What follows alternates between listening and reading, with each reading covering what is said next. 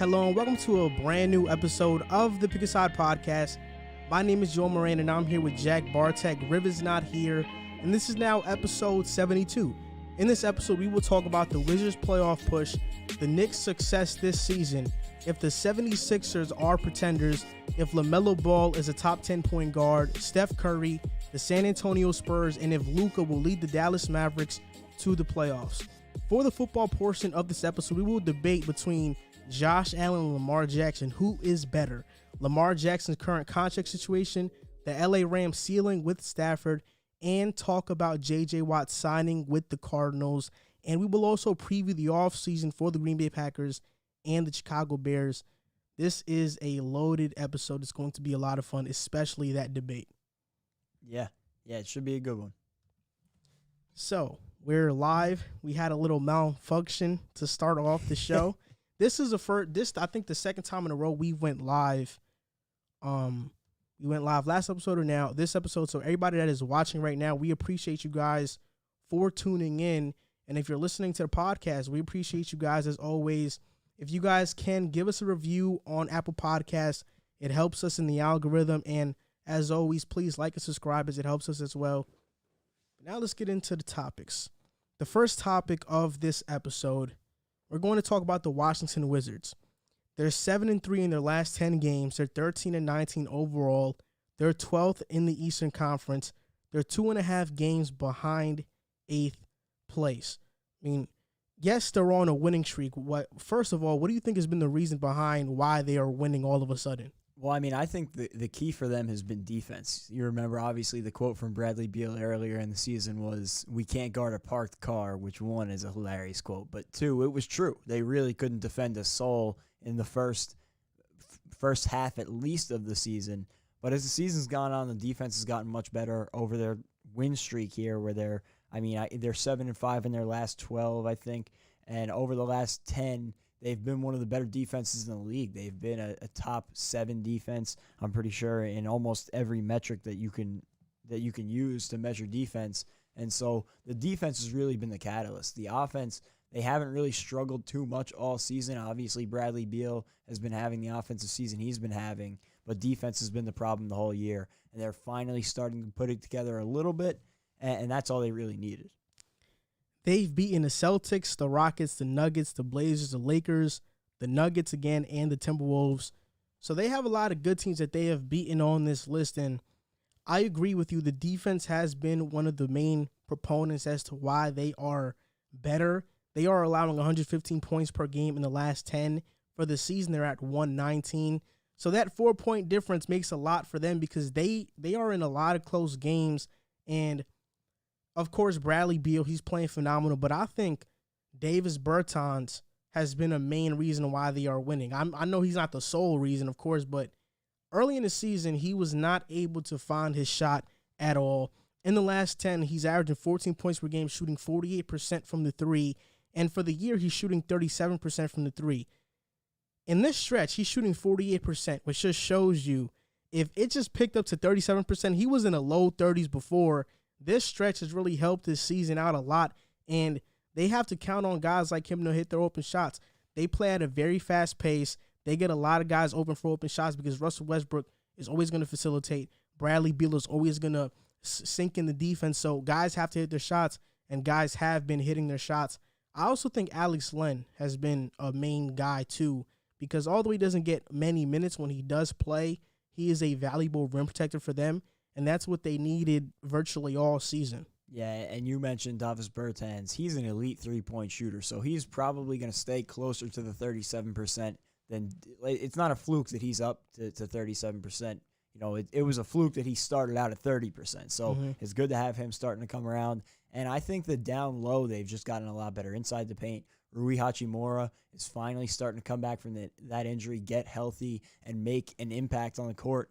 He's played some great defense as of late. Robin Lopez is another guy who I thought has had a pretty solid impact. And, you know, Tomas Bryant had shown a lot of signs early on, but one thing you couldn't really count on him for was defense. He's really poor interior defensively. So even though that was a tough loss for them, now they've been able to fill that hole with Lopez, with Hachimura, with Alex Len, like you mentioned. So a bunch of guys are stepping up And I think the main key is the interior defense that's really helping them turn it around. So in their last 10, Beal has averaged 33, 6, and 5, which is basically a season average. He has a plus-minus of plus 36. Bertans has a plus-minus of plus 10. And Westbrook, in the last 10, he's averaging a triple-double, 20, 11, and 10, shooting 43% from the field and 8% from 3. 8% from 3. And his plus-minus is minus 10.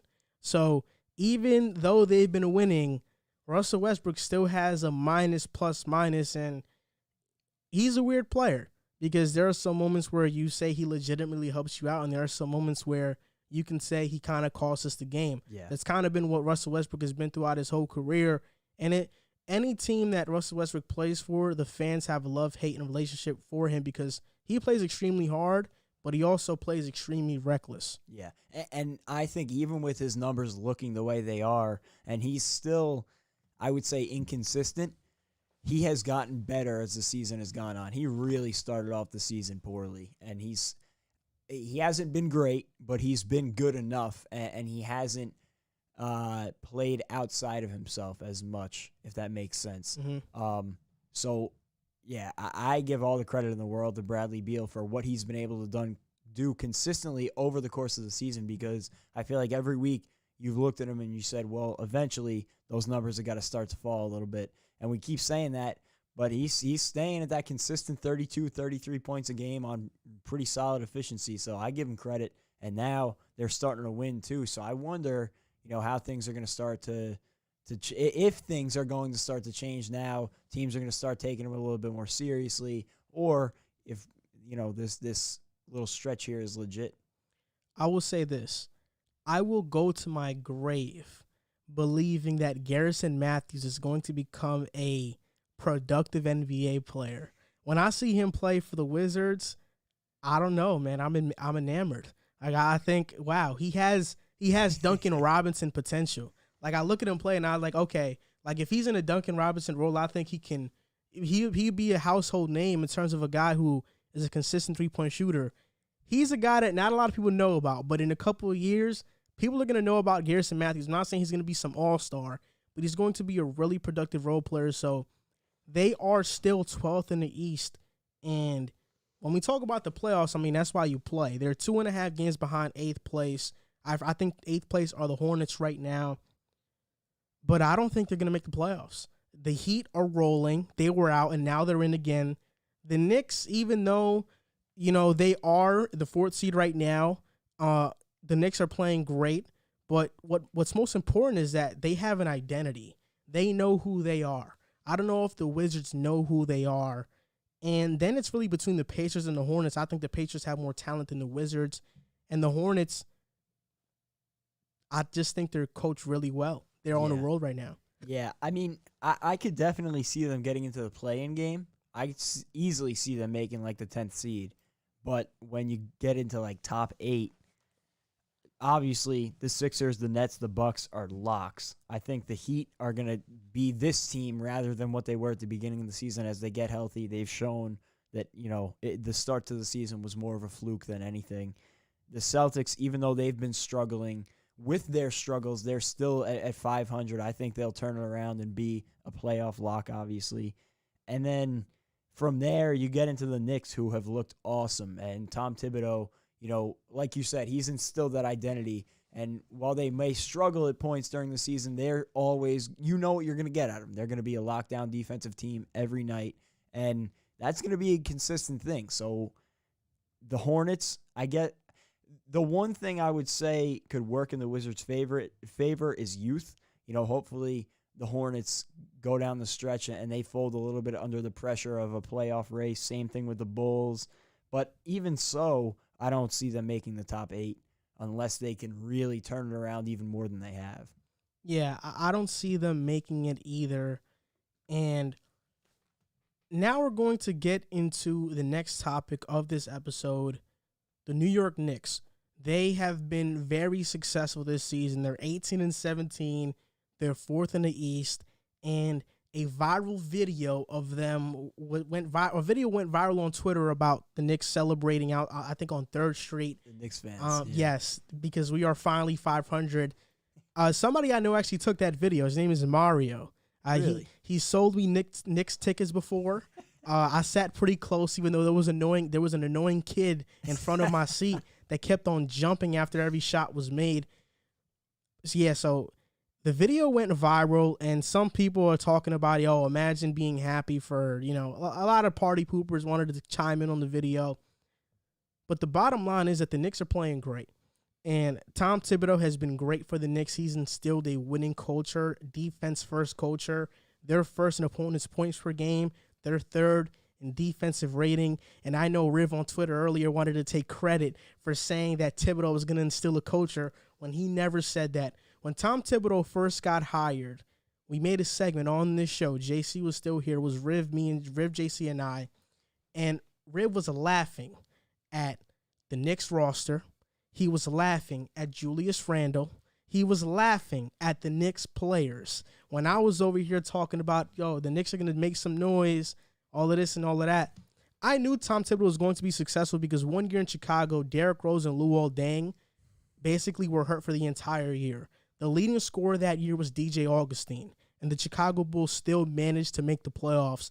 Now you see, his track record with developing players is astounding. You look at Derrick Rose, MVP in Chicago. You look at Jimmy Butler, transition to an all-star player. And now you look at Julius Randle, going from a guy who is known as more of a role player. Some people classified him as a stat pattern, now becoming an all-star and a legitimate guy in the NBA. And, man, I'm happy. I had to put my Knicks hat on the table because I'm happy that the Knicks are winning, even though I would have loved Cade Cunningham or Jalen Green or Jonathan Kuminga. There's nothing better than watching the Knicks win. And when the Knicks win, it is what is really great. It makes the NBA that much better when the Knicks start to win because they're the biggest market in the NBA. Well, I said it a couple episodes ago. I don't even remember exactly what the topic was, but I think we were talking about the Knicks, and I said they remind me of that year with the Nets with D'Angelo Russell. Not from a play style aspect or anything like that, but just the fact that it was a year that nobody expected much out of him. Obviously Knicks fans had high hopes, but outside of Knicks fans, nobody really expected much out of them. And they took a group of guys that had really been overlooked, and they turned them into something that nobody thought they could be. And they've formed an identity. And now they're starting to string together wins. I think the Knicks are going to be a playoff team, and it's because of that identity. Tom Thibodeau has come in, and I feel like you know what you're going to get out of Tom Thibodeau. He's a hard-nosed coach. He's going to instill that hard-nosed nature in his team. Defensively, they've been awesome. And guys have been buying in. And I love the way the front office has handled things. And I said this to you this all season. They didn't go out and spend money stupidly. They didn't make short-sighted moves. And now you see them, fingers crossed at the deadline, not, in on big-time trades because that's not what they need right now. They need to just continue to grow and develop this culture. And you see how it turned out for that net team. They go out that offseason, and they become the big-time free agent destination. And it's the Knicks. Let's be real, behind the Celtics and the Lakers, they're probably third or at least top 5 most famous franchises in basketball. When they're successful, guys will want to come. So now you're building this success. You have Leon Rose in the building, who's done a great job bringing in some talent, and I really like what the Knicks are building. I think they'll be a playoff team this year. I don't think they'll be like a playoff team that makes noise, but making the playoffs is the first step. Randle is averaging 23, 11, and 5, 48% from the field, 41% from 3. He's playing phenomenal, but RJ Barrett averaging 16. He's getting his efficiency up. In this month, I think he's shooting 50% from 3. So he has been way more consistent from 3. He's at up to like maybe 34 or 35% from the year. Derrick Rose averaging 12 points per game since getting traded, 16 and 7 when starting. And a crazy stat, he's only started 3 games, but in the games that Derrick Rose has started, the Knicks have a 118 offensive rating, which would rank first in the NBA. Wow. Yes. Alec Burks is healthy. He's adding scoring, and the Knicks are playing so well that I don't really care that Obi Toppin isn't panning out as of late. We had high hopes for Obi, but it's been Emmanuel Quickly to be the one to step up. And I'm not if the Knicks were losing, there would be so much pressure on Obi Toppin to figure it out now. I mean, before the season, we were talking about potentially trading Randall so Obi could start. And now we're talking about how is Obi going to get minutes? Because there are some times where he gets very little minutes as it is right now. A lot of the concerns coming out of college have transferred into the NBA, and he has to figure it out. But because the Knicks are winning, nobody is really caring. Yeah, and I think that the fact that they have been winning has been a big part of the reason why he's struggled to find his footing. There hasn't been, games where you could put him out there and say, sink or swim, figure it out. And that's a big part of being a rookie and having nights where you struggle and being able to work through them on a bad team. But the Knicks haven't been that. They've been competing, winning games, so they're not going to put a guy out there if he's struggling. I think that Obi Toppin can be a good NBA player. I don't know if he'll ever be a star. I think he could be a good NBA player. It's just he's got to have opportunities to find his footing, and he's had a tough time finding that with the Knicks' success. But that'll come with an offseason. He can go to summer camp, hopefully this summer if they bring it back. I don't know what the situation is going to be with that. But with a summer camp, an off-season program, a preseason, and a full season under his belt, I think you'll start to see him taking those steps. I mean, I think that Obi Toppin, his ceiling is a career 16-8 guy. That's what I think his ceiling is. And that's not bad at all. It's not bad, but, for the Knicks, it is. It's tough. If we were losing, it would be. Yeah. Nobody would want to hear that. And looking at the draft and some of the guys that went after him and, you say Halliburton, but then you took quickly later on. So hindsight is 20/20, but I don't think he'll end up being a bad NBA player. No, I don't think Obi would be bad, but I do think at the pick there were a lot of places we could have went. But Obi was the best guy out of the draft. He was supposed to be the most NBA ready. So it is what it is. But I think the best part about everything is that the Knicks are finally winning. And out of all the teams in the playoff race right now, I mean, the Knicks are the team that has had very few low moments. Like, there was one stretch where they lost 5 games in a row. But outside of that, the Knicks have been steady all year. They've been playing pretty good basketball all season long. It makes you wonder if they can get a first-round upset. I know people have been talking about facing Philly. Philly doesn't have a 500 record against winning teams. I think they're 10-8 against winning teams. They do have a 500 record, but by very little. It's not even a big discrepancy. Embiid potentially matched up with Mitchell and Noel. I'm not saying Embiid would do his thing, but, I don't think it'd be 50 a night. I think they would make it tough on him. I think that would be a tough matchup. But, of course, we're all kind of hoping that it is a Knicks versus Nets playoff series. But the Knicks would have to drop because I don't see the Nets finishing anywhere below 2. I agree. And you kind of said it. You hit the nail right on the head. They're not a great team, but they're a consistently good team. And at the NBA level, if you can be a consistently good team, you put yourself in a pretty good spot, especially in the Eastern Conference and how poor the Eastern Conference has been this season. You give yourself a really good chance to be maybe even like a 4 or 5 seed. Yeah, I agree. Now, the next team we're going to talk about are the Philadelphia 76ers. And before we go on to this next topic, for everybody that's watching live right now, we are going to talk about football in about 4 to 5 topics from now. We're going to debate the Lamar versus Josh Allen. And at the end of the podcast, stay tuned and stick around because we are going to be taking in calls. So if you guys have any questions, you guys can call at the end of this podcast. But now on to the next segment. The Philadelphia 76ers are first in the Eastern Conference, but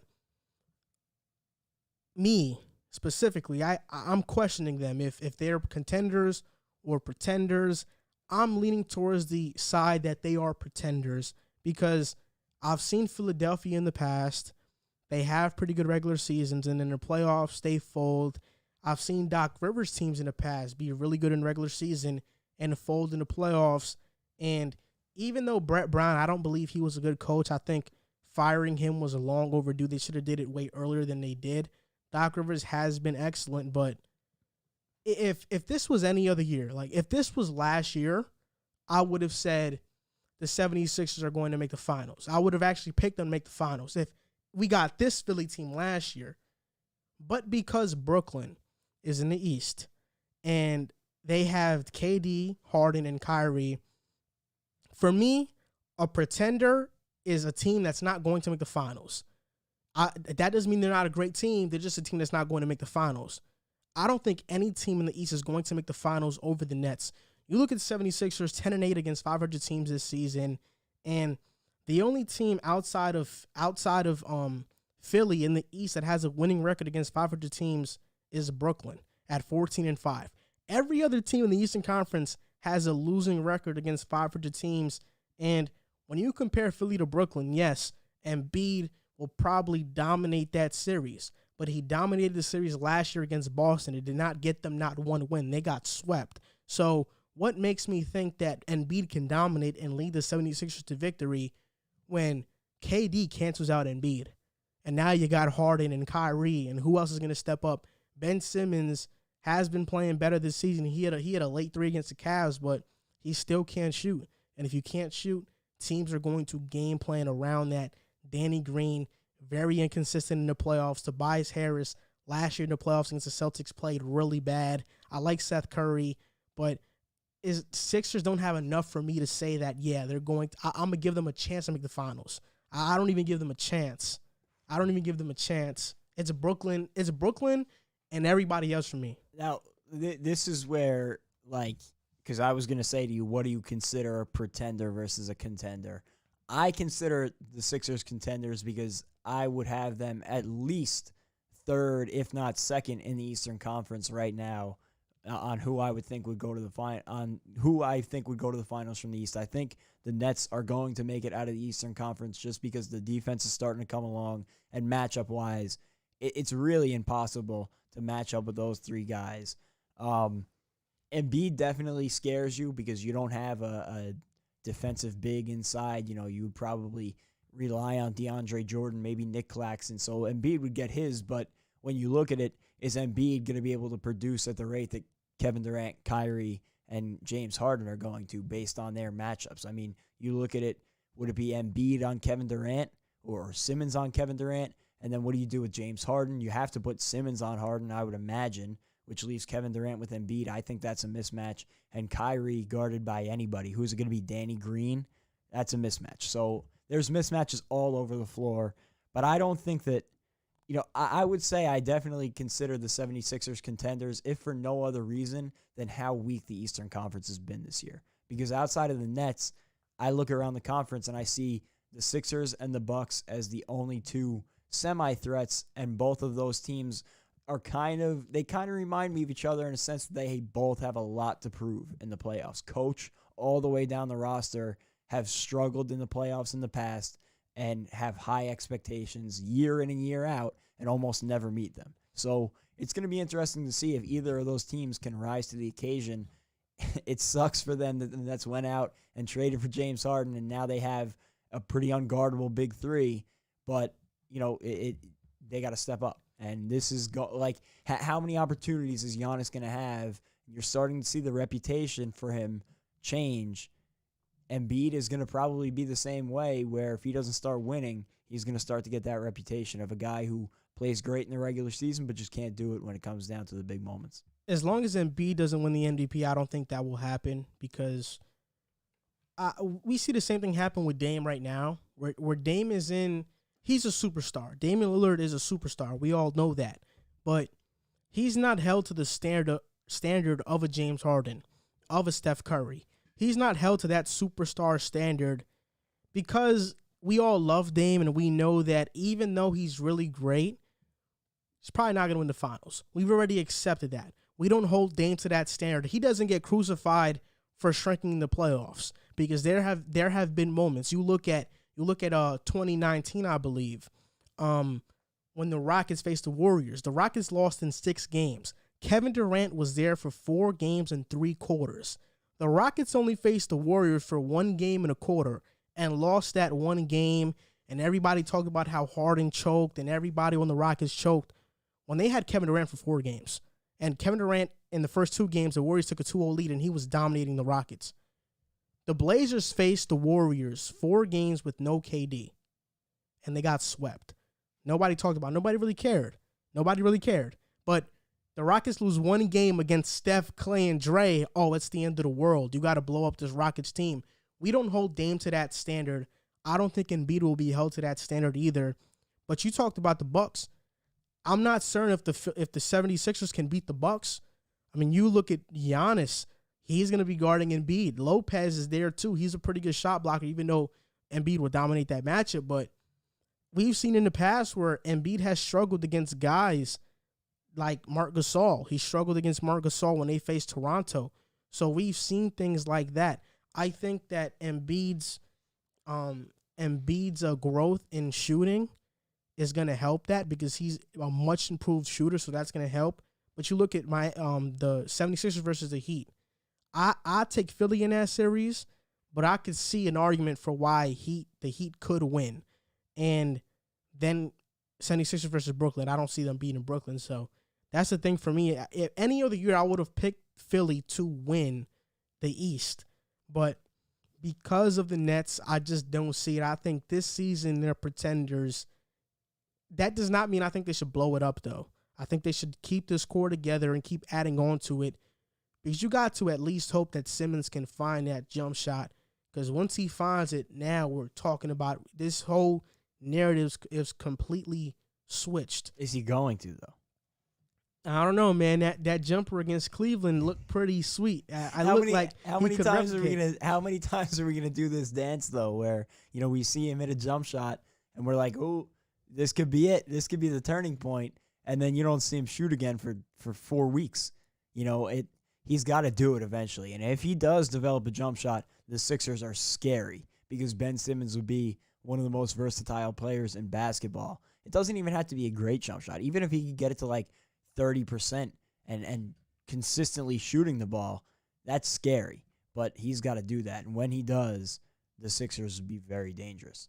Yeah, I mean, hopefully they make it to the Eastern Conference Finals at least. I think they can do that. It really depends on the matchups. If they face the Bucks in the second round, that's going to be tough. Yeah, it depends how the seeding shakes out because I think it really boils down to the Nets, the Bucks, and the Sixers. 2 of those 3 teams will be in the Eastern Conference Finals, in my opinion. Yeah, I agree. Now the next topic, we are going to talk about LaMelo Ball. So Rivers suggested this topic about LaMelo Ball being a top 10 point guard. Miss you, Riv. And Gilbert Arenas, I actually saw a video similar to this topic. Gilbert Arenas had Nick Young on his podcast, the No Chill Gil podcast, I think, the No Chill podcast. And Nick Young said that LaMelo Ball is a top 10 player right now. Top 10 point guard right now. So, I mean, in your opinion, is LaMelo Ball a top 10 point guard? See, I have a list of point guards written down. Curry, Conley, Lillard, Paul, Doncic, Dragic, Fox, Holiday, Kyrie Irving, Kyle Lowry, John Moran, Jamal Murray, Colin Sexton, Ben Simmons, D'Angelo Russell, Russell Westbrook, John Wall, Kemba Walker, Trae Young. When I first saw the topic, like you sent the topic list out and I saw this topic, I was like, what are we doing here? This is crazy. But then I really started to look into it. It's not that outlandish of a thing to say. I think that there's a top tier of NBA point guards. We're considering Luka a point guard at this point, correct? Yes. But not LeBron, right? So we're considering true point guards in this discussion.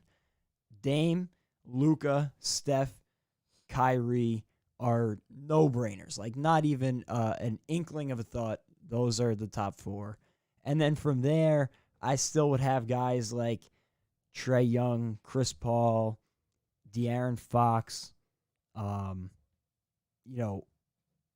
Simmons, depending on people flip-flop on Ben Simmons, but I think he's closer to that category than we think. Jamal Murray, Malcolm Brogdon, Mike Conley, Drew Holiday, Colin Sexton. Like, I think he's creeping into that at least top 15 the way he's playing right now. Oh, I think he's definitely top 15. Yeah. He is better than Dragic. He's better than Sexton. He's better than Kemba. He's better than John Wall. Right now, he's better than them. Debatables, Russell Westbrook. It's debatable. And I take LaMelo over Russell Westbrook. I would probably take LaMelo. D'Angelo Russell, I'll take LaMelo over D'Angelo Russell. Even I love Russell, but he's more of a scoring guard. If I'm looking for a more complete point guard, LaMelo. That's fair. Drew Holiday, I think that's tough only because of his elite defense. I would take Drew just because of the defense. Yeah, so I think maybe you slide in Drew there. John Moran, look, I like John Moran, but I think LaMelo Ball is better.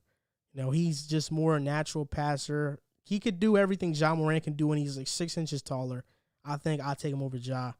De'Aaron Fox, I'll take LaMelo over De'Aaron Fox. Let me ask you, are you taking like potential into consideration, or are you judging them off of right this second? I'm taking potential into it, but I'm also judging them right on this second because LaMelo's averaging 26 and 6 in his 13 starts. So he's balling out when he starts.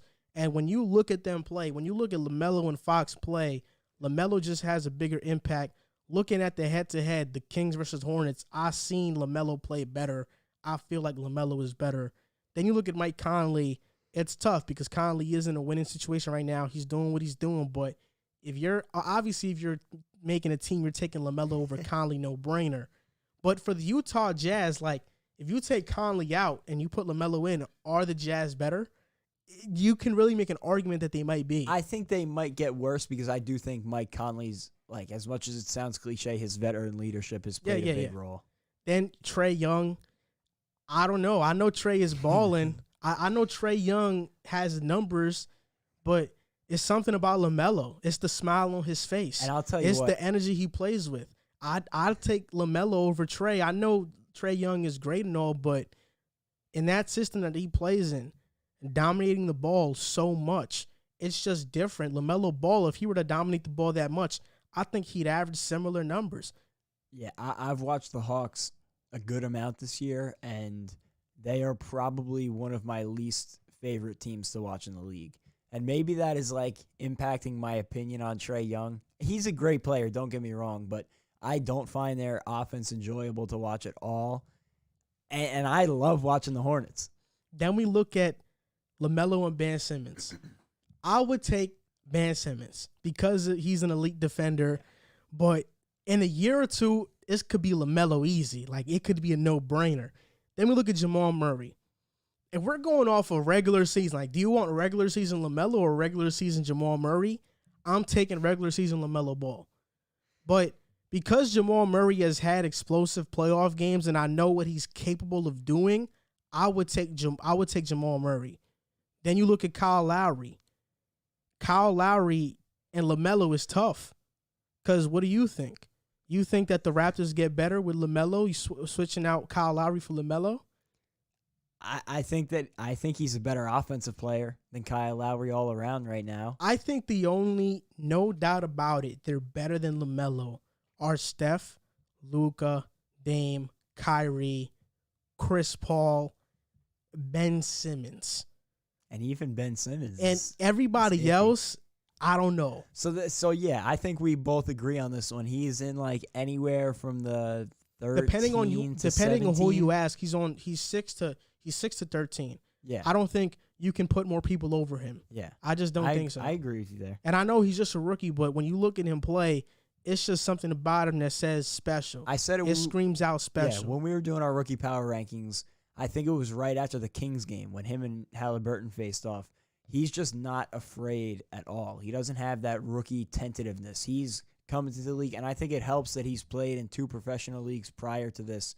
He's coming to the league with that swagger and that confidence that you develop during your years in the NBA, and that's a rare thing to have from day one stepping into the league. So I'm going to say this. This might sound crazy, but LaMelo Ball is a top 10 point guard right now. Steph, Luka, Dame, Kyrie, and Chris Paul are better.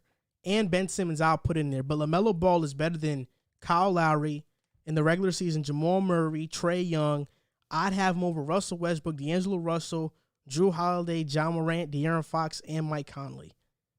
That's just my opinion. And he's better than Goran Dragic, Colin Sexton, Kemba Walker, and John Wall. Because of that, I think LaMelo Ball is a top 10 point guard. I would say he's right at 10. And, you know, I was watching a video of, because when Riv made that ridiculous comment that he knew that Thibodeau was going to change the culture of New York, I know he didn't say that, so I went and I checked the video. And in that video, surprisingly, LaMelo Ball's name came up. And Riv in that video said, LaMelo Ball can't play defense. And then JC asked, he can't play or he doesn't want to. And then Riv was like, no, I just think he can't play. I'm just saying, so of course he would not be so high on LaMelo Ball. JC made a good point that LaMelo's kind of disproven a little bit this season, in my opinion. His work ethic was a question mark of mine, and just like, I don't want to say his character because he's not like a criminal or anything, but just like you wondered if his head was too big. Just how I mentioned that confidence before, it can be a good thing, but with too much of it, it could become a bad thing. And I think he's done a great job of being confident but not cocky. And I think he's perfectly towed the line. He's made some rookie mistakes here and there, but he has really showed superstar potential. This season is what a lot of Steph Curry haters were waiting on to happen. Last season, I think it was as well, especially me. I will say it, I haven't been the biggest fan of Steph Curry. I've been a Steph Curry hater for most of my time being an NBA fan and being a fan of this decade of basketball. I've been waiting on Steph Curry to not have Klay, to not have KD, to be out there. Try to carry a team like I've seen my superstar, James Harden, carry his team in the Houston Rockets all those 8 years that he was there. And Steph Curry in 2019 got hurt, so he didn't get to see that. But this year in 2020, he's gotten a chance to do that. The Warriors are 19-16 this year. They're the 8th seed. Kelly Oubre started out slow, but now he's averaging 20 points per game in the month of February, so he's picking it up. Draymond Green getting double-digit assists every other game. This season, Curry's averaging 29.5 points per game, 5.4 rebounds, 6.4 assists, shooting 47% from the field, 41% from three. And those numbers are not that close to his MVP season, but they're pretty similar. Earlier in the year, they were very similar, but now there's a discrepancy. In his MVP year, he averaged 30 points per game, the same amount of rebounds, the same amount of assists, but he shot 50% from the field and 45% from three. But that begs the question, is Steph Curry's season, is his season right now being overlooked because the Warriors are not winning as much and they are the 8th seed? I don't think it's being overlooked at all, and maybe I'm just listening to the wrong crowds or different crowds than some other people are, but I've heard him in MVP conversations, towards the tail end of like the top 10, but I've heard him, being discussed for being as valuable as he is, which is having the Warriors at an 8 seed. If it wasn't for him, they would be a low-end lottery team. Like, they would be bad. There's no question about it. So he has an impact, but he's not on that level of a LeBron or a James Harden or a Kevin Durant that you could put them on a team and automatically they become one of the best teams in their conference, at least, if not the entire league. And, I don't want that to sound like it's taking away from Steph Curry. He is the greatest shooter of all time. He's a superstar, but he has been aided by that system.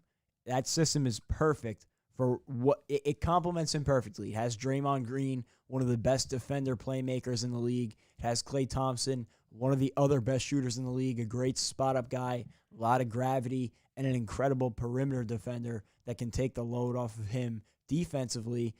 And Steve Kerr has done a great job implementing different pieces here and there. They've done a great job filling out the talent.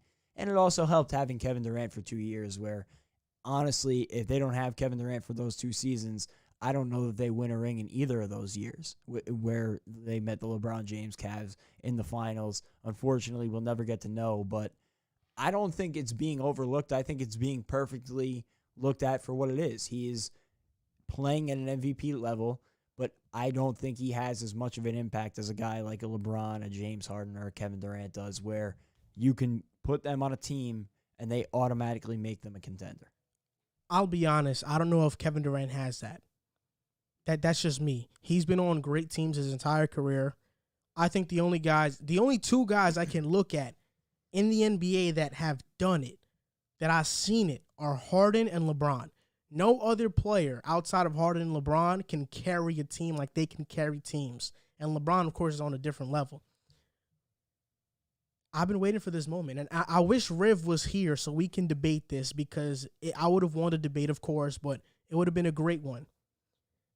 The bottom line is that you don't get recognized if you lose. That's the hard truth. Curry, yes, he has nothing left to prove in his career because he's done it all basically. But Zach LaVine last couple of years, had a lot of scoring, doesn't win. Bradley Beal not winning. So they don't get noticed like that. Of course, Bradley Beal did start in the All-Star game, but last year he averaged 30 and got snubbed. So you don't get noticed if you don't win. And, I'll say this. Steph Curry fans are the most annoying fans in the NBA. Because on Twitter, especially on Twitter, Steph Curry fans are the most annoying fans. All they like to flaunt is true shooting percentage, which is inflated by free throw percentage stats. All they like to flaunt is, Steph Curry is 14-5 against Kevin Durant, LeBron James, James Harden, and every superstar combined in the NBA. Oh, yeah, Steph Curry and who else? Can you mention the other players that he had? Steph Curry fans act like he was the sole guy on those teams, and that's what pisses me off because he wasn't. He had Draymond, who was an elite, who still is an elite defender, one of the best in our time. Klay Thompson, one of the second best three-point shooter of all time, an elite defender who takes the load off of Curry. Iguodala was an all-star before he went to Golden State. Harrison Barnes is not no scrub. He left Golden State and averaged 20 on the Mavericks. He's not no scrub. And then they got Kevin Durant. Not to mention the year they won the finals, Kyrie and K-Love were injured. So we got to chill out with this Steph Curry talk. Steph Curry's an amazing player, but all I heard when Steph Curry was winning and Harden was winning but not going to the championship and getting great stats was, if you put Curry in that system, he'd put up the exact same numbers. Well, Curry's usage percentage this year is 32.3. He's averaging 29 and 6. Harden's usage percentage in 2016-2017 season was 36.2 and averaged 29, 11, and 8. That's not that far of a usage percentage, and he averaged damn near triple-double. Should have won the MVP that year, but it went to Westbrook because he averaged triple-double. So Curry, as much as people want to make it seem like if he was put in the exact same situation, he would have done the same, no, he wouldn't have. Because he can't handle the ball like Harden all game long and take on that type of load and remain healthy. You run him off the screens, you do what you got to do with him, but being what Harden does, ISOing, getting to the basket, getting 11-plus assists a game, Curry, I don't think he's that type of player. And, respectfully, I don't think Harden is the type of player Curry is where he could play off the ball like Curry, because Curry, the way he plays off the ball is next level. But yeah. People like to act like, sorry for cutting you off, but people like to act like Steph Curry was the lone guy on those Warriors teams. What was their slogan? Strength in numbers. that was their slogan. Their slogan was strength in numbers. How was it just Steph Curry? But Steph Curry fans love to act like it was just him and, Curry is 14-5 against these superstars. That's why, they love to flaunt it. But their slogan was strength in numbers. Look it up. They got banners. They got pictures. Strength in numbers. Literally. Yeah. For me, I don't think it is like an indictment on Steph, or I don't think it's some like gotcha moment on his career. He's a top 5 player in the league. He is incredible. He's a superstar. But where you lose me is where people start to say he's a LeBron type player. He's better than LeBron, because he can't and won't ever have that same impact. And there's nothing wrong with that. When you put him up against other superstars in the league, Anthony Davis, when he was with the Pelicans, couldn't get them to be one of the top teams in the Western Conference by himself. You look at Kawhi Leonard, his whole career, he's been on teams with great talent around him. You look at Damian Lillard, has had CJ McCollum his whole career. When you look at other superstars in the league that have been in situations with a lack of talent around them, he's done better than most. A guy like Devin Booker. Before Devin Booker got Chris Paul, the Suns weren't a playoff team. Bradley Beal this year is averaging 33 points a game, but the Wizards aren't a playoff team. And you could go on and on and on, but Steph Curry certainly has a great impact like a superstar player would, like Anthony Davis had for the Pelicans. He made a non-playoff team into a playoff team and a playoff lock in the Western Conference, which is impressive. And what Steph Curry is doing for the Warriors this year is impressive. There's no question about it. But I think this should put to bed the discussions of, does he have the same impact of a guy like LeBron? No, and that is not a knock.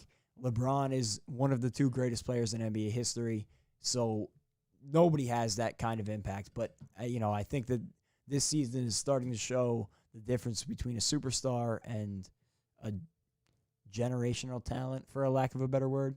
I kind of disagree with you because, nobody's close to LeBron. I think Harden and Curry are similar. But the thing about him is that I think Harden raises the floor of your team by an exorbitant amount. If he's on a team, we've seen him with Landry Shamet and Joe Harris beat the Suns with the Nets this season. He raises the floor on your team where Steph Curry raises the ceiling. Yeah. Curry cannot go to those Houston Rockets teams with Jeremy Lin, Chandler Parsons, Omar Ashik, and take you to be the second best team in the Western Conference. I don't think he could do that. Harden was taking the team to the playoffs every single year. And the thing about it is that it annoys me because, yes, we can acknowledge Steph Curry's greatness, but everybody that's a Steph Curry fan loves to downplay every other superstar because they haven't beaten the Warriors or Steph Curry in the playoffs when Curry has had the better team every single time they've matched up. You're telling me if you give Harden, Clay, Draymond, Iggy, Harrison Barnes, Andrew Bogut, Leandro Barbosa, David Lee, and all those guys, he's not winning the championship? You're crazy. He is. Yeah. And I would say, not to cut you off, I would say I would be very interested to see James Harden on those Warrior teams. In that system, like you said, I don't know if he raises the ceiling as much as Steph Curry does. I don't know if he fits that as well as Steph Curry does. So it's an interesting discussion, and I think sometimes we just need to look at guys for what they are and not try and play the hypothetical game of, if you put this guy in this place, what would they do? I think Steph Curry is starting his role, and James Harden is starting his role regardless of, what the circumstances may have been. A team that is actually getting slept on right now is the San Antonio Spurs. They are 17-12 in the Western Conference. They're 5th right now in the seedings. They're 8-8 against 500 teams and 9-4 against teams below 500. I did not expect this. I thought the Spurs were not going to be a playoff team, and if they were, I thought it would have been the 8th seed. I did not see them this high. DeRozan has taken a leap as a playmaker this year to the point that Spurs fans want DeRozan back. They currently would face the Suns in the playoffs, and I think they can win that series. I know that the Suns got Booker, they got Paul, they got Ayton, but you look at the talent on the Spurs. You look at DeJounte Murray. You look at Keldon Johnson, Lonnie Walker, LaMarcus Aldridge, DeMar DeRozan. I think they can beat most teams in the Western Conference on any given night. Outside of the top teams in the West, I don't think it'd be crazy to say that the Spurs can beat them in a series because they are so well coached. They're going to be probably the best coached team in any series that they play, and because of that and their talent, I'd give them a shot to win, but I did not expect this out of the Spurs this season. They have been playing phenomenal. And when you say top teams in the West, I'm assuming you're referring to Jazz, Clippers, Lakers, Jazz, Clippers. Lakers. Yeah. Yep. Okay. So, yeah, I agree with you. I've been very impressed, pleasantly surprised with the Spurs this year. I remember when we were doing our preseason previews, I did not expect them to be like this. But one thing I did say was they need to embrace that young talent. And I think DeMar DeRozan and LaMarcus Aldridge, as well as they have played this year, they've taken a slight step back and let those young guys shine a little bit more than last year and years before that. And it has paid off tenfold. DeJounte Murray has taken a big step forward. Keldon Johnson has taken a big step forward. And a bunch of those other young guys who we've mentioned time and time again on the podcast have taken leaps. And they've done a great job rebuilding in the wake of Tim Duncan, Tony Parker, Manu Ginobili, and almost starting over in a way, but using that same system. They still have Greg Popovich, who you mentioned, the greatest coach in the NBA, one of the greatest coaches in NBA history. He's got a great staff behind him. And with a crop of talent like this, I feel dumb for not having seen this coming. Because with a coach like Greg Popovich and the talent that they have, I should have known better than to say they weren't going to be successful this year. Because, seeing them come into their own, it's made sense with such a great coach like Greg Popovich. I don't think that you are, because I think the Spurs shouldn't be in this position. I know that they are, but I don't think they should. You look at a lot of teams that have been underachieving in the West. The Nuggets are one. The Warriors, we thought were going to be better. The Pelicans, we thought we were going to be better. We thought the Grizzlies were going to take that next step. They have not had Jaren Jackson yet, so that's put a pause in that. But the Spurs, there are a lot of teams in the Western Conference that are really good, which is why we thought the Spurs, not that the Spurs were going to be bad, but it was the West. If they were in the East, no doubt about it, they would have made it because it's the East. But in the West, it's a much different story. But what I found interesting is that they're 22nd in points per game. They're 12th in opponent points per game. And what that comes out to is that they score 110.9 points per game, so 111. And they give up 111.2 points per game. So they actually have a negative net rating on the year, even though they have a winning record. And I think the best part about the team is that they don't turn over the ball. They're first in turnovers, so they rarely turn over the ball. And this is a team in the Spurs that has not fully embraced the three-point era. They are not chucking up threes. DeMar DeRozan is still playing in mid-range like he always did in his career. They are still playing fundamental and foundational basketball. They're playing different than the rest of the league. And I give them a lot of credit because losing Tim Duncan, losing Ginobili, losing Parker, losing Kawhi, which is the biggest loss of them all in this decade, they did not tank. They did not choose to trade DeRozan and LaMarcus Aldridge and blow the team up. They decided to compete, and they are competing, and now they're fifth in the West. And I think a lot of teams should follow the same path because there's a lot of teams that like to lose until they get the top picks like Philly did with Sam Hinkie, and now you see them, and they still have nothing to show for it. Whereas San Antonio Spurs, they are actually giving their fans something to watch and look forward to every single night when they play. Yeah, it's tough to start from scratch in anything, and especially in the NBA, and you've seen it with teams who have tanked. So the Spurs have done what you would expect a first-rate organization like the Spurs to do. And, there's a couple of organizations around the league who you would expect to do things the right way. The Spurs are one of them. They've done it, and Greg Popovich has put this franchise in great hands. I would imagine and assume that Becky Hammond is going to be the next in line once Greg Popovich decides to move on from coaching. I think she's going to make a spectacular head coach, learning right under the tutelage of Greg Popovich. I think they're going to not even skip a beat in that transition when the day comes. The part that I would be interested to see is, where they move forward from here. I think they could be a playoff team this year. I think they could upset a team in the first round, like you mentioned, just because they're so well coached and they have a really nice crop of talent, a deep team. And although, I'm interested to see what they can do this year, I'm more interested to see what the future looks like for them. What happens with DeRozan and Aldridge, and where do they go next? Because I really like this young core, and I'm intrigued to see where they go from here. We're going to move on to the next topic. We're going to remain in Texas, though, because we're going to talk about the Dallas Mavericks. They started out the season very slow, but now they are starting to win more. I think in the last 10, they've won about 7, or I don't know. I know that they've recently won on a winning streak, so 7-3 in the last 10. Will Luka Doncic lead the Dallas Mavericks to the playoffs? And that's another team we forgot to mention. We did not think the Spurs were going to be 5th in the West because we thought the Mavs were definitely going to be in the playoff race, but they are 9th currently. They're 16-16. They're 1.5 game behind the Golden State Warriors.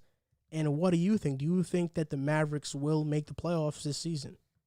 I do think they're going to make the playoffs. And although, I might sound a little shaky on that pick, it's only because the West is still, even with teams struggling, still really good. And there's still a couple of really good teams on the outside looking in that could turn it around. Like, I could see maybe the Pelicans or the Grizzlies turning it around just as well as I could see the Mavericks doing it. And then on the teams on the inside, like, who's falling out of here? Is it obviously the Jazz, the Lakers, the Clippers are locks? I think the Suns at 22-11 have put themselves in a really good spot. Looking forward to the second half of the year. And then it comes down to Spurs, Trailblazers, Nuggets, Warriors. I think the Nuggets have struggled, and they're starting to turn a corner a little bit. And when they do, they're a playoff lock. The Trailblazers, same thing. They struggled a lot early in the season. Now they're starting to play better basketball. They're a lock. So then it comes down to the Spurs, the Warriors, and the Mavericks for 2 spots. I think the Mavericks get in, but I am a little shaky on that prediction just because I'm basing it off of what I think they can be and not what they have been. I got to see them do it. Kristaps is getting back from that injury, and I think as the season goes along, he will play better than he has over the last few weeks.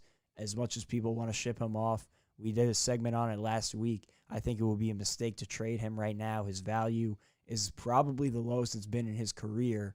I think he'll start to turn it around, and I think that will be one of the bigger reasons they do end up making the playoffs. The Dallas Mavericks will make the playoffs, and Luka Doncic is going to lead them to the playoffs like he did last season, having that breakout year. He's averaging 28, 8, and 9 this season, shooting 47% from the field and 35% from 3, which is a career high. He started in 29%, and he has gotten better, and now he's shooting 35% from 3.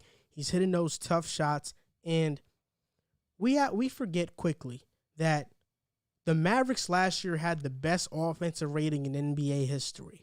I think losing Steven Silas contributed to their slow start this season, but I also think that they just started out slow. As simple as that sounds, no real explanation. They just started out slow. It's not something that any fan should be worried about because they were last in the league in three-point percentage earlier in the year. Right now, they're 22nd, which means they took a 10-team leap to get to 22nd now. And when you look at Porzingis, his last 10 games, 21-8, shooting 39% from the field. Jalen Brunson is playing better. Tim Hardaway Jr. as the sixth man has been a revelation. Dorian Finney-Smith, I like him. Maxi Kleber, an underrated defender. I like this Mavericks team. I don't think that they should make a big splash move, and I think as long as you have Luka, you're going to make the playoffs. How much longer is Kelly Oubre going to be playing this well for Golden State? Can Golden State contain this level of play, maintain this level of play? I'm not sure. Are the Spurs going to be this in the second half of the season? They can very well drop out and the Mavericks take a playoff spot. See, I'm very confident that the Mavericks will take a playoff spot because they have Luka. Luka's going to find ways to win because he's a winner. That's what he is. And in the next 10 games, they face the Magic today. They face the Thunder, the Spurs, the Thunder. I mean, for me, that could be a 4-game win streak right there.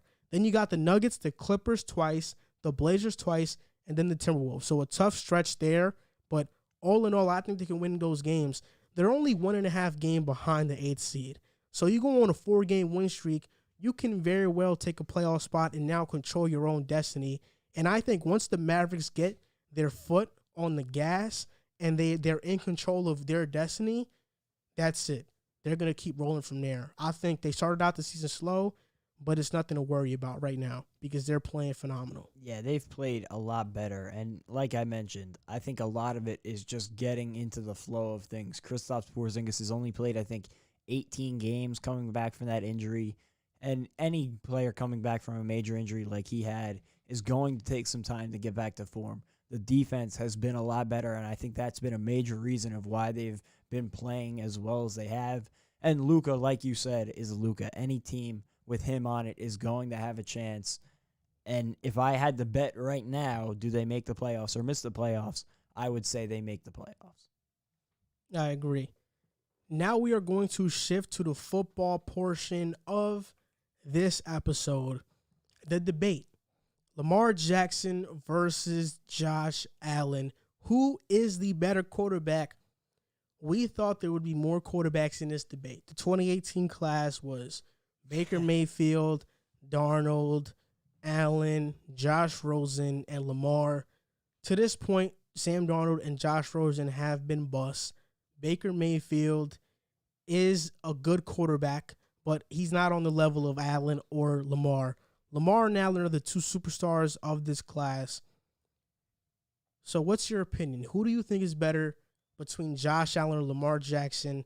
Even better question, who would you take? If you're starting the team, Do you want Josh Allen or do you want Lamar Jackson to be your franchise quarterback? So if you're asking me, I'll frame this two different ways. If you're asking me who has been better to this point, I would say Lamar Jackson has had the better career to this point. Just he had the MVP season, and although I'll get into who I think I would take, I think Lamar Jackson has had the better career up to this point. But when you're talking long-term and who I would take to start my franchise with from here on out, personally, I would go with Josh Allen. Even though it's only been one season that he's shown he can play at an elite level, and that definitely concerns me, I would go with him just because he has that arm talent that I don't know Lamar Jackson has.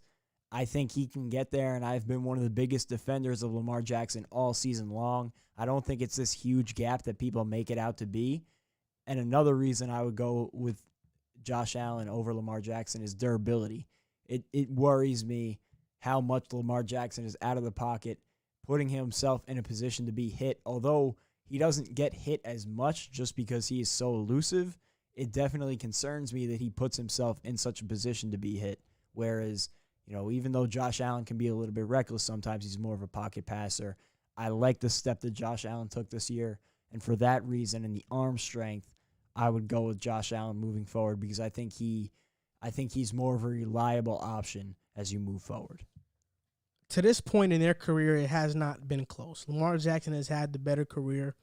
Josh Allen has had 1 year where he put up a better season than Lamar, but for their careers, Lamar Jackson has passed for 7,000 yards, 68 touchdowns, 18 interceptions, has a 102 quarterback rating, 64 completion percentage, and over 2,000 yards rushing over 2 years. He's had 1,000 yards rushing in 2019 and 2020.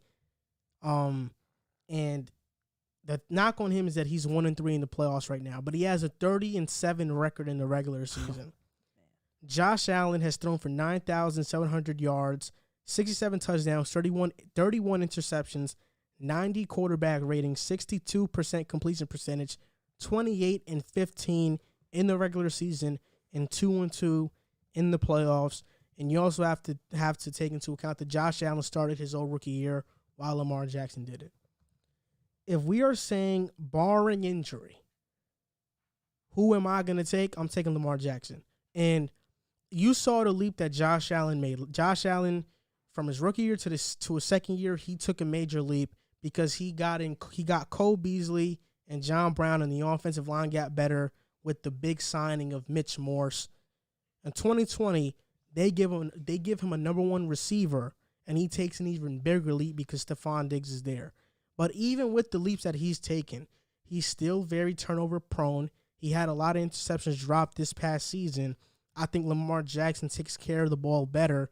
He's fixed his fumbling problem, and I cannot fairly judge Lamar Jackson to this point in his career because he's not had a number one wide receiver. He's had some great tight ends, Mark Andrews and Hayden Hurst, but who's your best wide receiver? Willie Snead? Willie Snead is not even Cole Beasley. He's not even as good as Cole Beasley.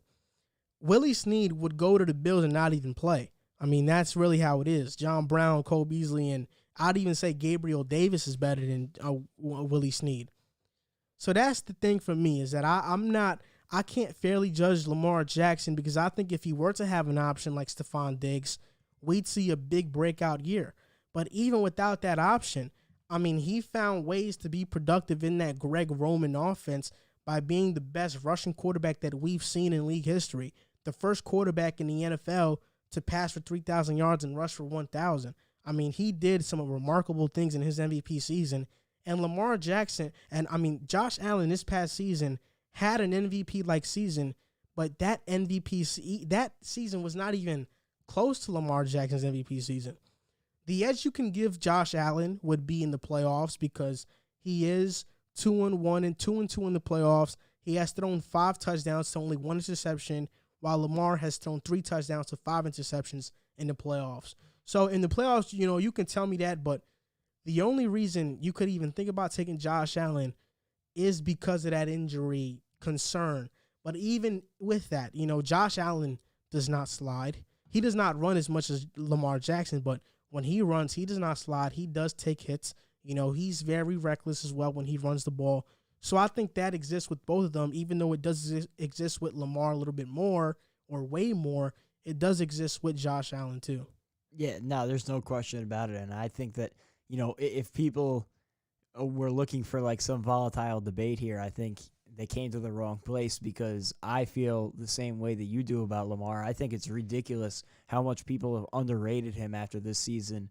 I've compared him a couple times to Giannis in the sense that he got the MVP, didn't have the success in the playoffs, and now everybody's turning on him because they were expecting him to be, a one-man show that could lead his team to a championship. But the fact of the matter is, you can't put him out there with the weapons that they've had on offense. I mean, you could look at some of the game film. They don't even run routes on some plays. Like, they're not even trying to get open. And like you said, if you gave him a Stephon Diggs, I would be very interested to see what Lamar Jackson can do. I think that's a huge portion of the Ravens' offseason this year, seeing who they can bring in to be that number one wide receiver, especially in such a deep receiver class. And I hope they do bring in an Allen Robinson-type receiver to give Lamar Jackson that weapon, and hopefully he could prove all the doubters wrong. But like you said, if we're talking about them up to this point in their career, Lamar Jackson has far and away had the better career.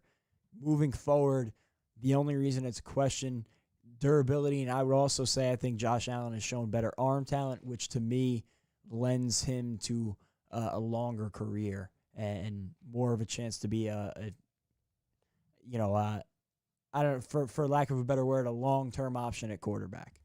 I mean, for me, I think that's not to say I don't think Lamar Jackson can get there with the arm either. I think arm strength is a little bit overrated, because yes, if a player has a strong arm, then you rank him a little bit higher. But for me, what's more important to me is accuracy, decision making, and stuff like that. There have been a lot of players come out of the draft who have strong arms. I mean, Ryan Mallett had a really strong arm. Drew Lock had the strongest arm in that 2019 class out of Kyler, Dwayne, and Gardner Minshew, out of Daniel Jones as well. But Drew Lock is not going to be a good NFL quarterback because he's not good at everything else. Even though Josh Allen is good at those things, I think Lamar, when it comes to decision making, is better. When it comes to accuracy, he's better.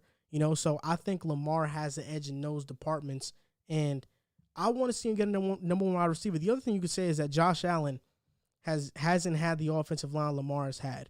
I mean, Lamar, his MVP season, had a great offensive line. This past season, not so great because Marshall Yanda did retire and Ronnie Stanley got injured. But for the most part, there's not an elite offensive lineman on that Bills offensive line. Mitch Morse is really good. He's not elite. Deion Dawkins is good. He's not elite. There is not an elite offensive lineman on that Bills offensive line, which is why they struggle to run the ball as well. So that's another argument that can go Josh Allen's way. But to this point, I mean, Lamar can just do so many things. You can ask him to drop back and pass, and he'll win you games. You can ask him to run the ball, he'll win you games.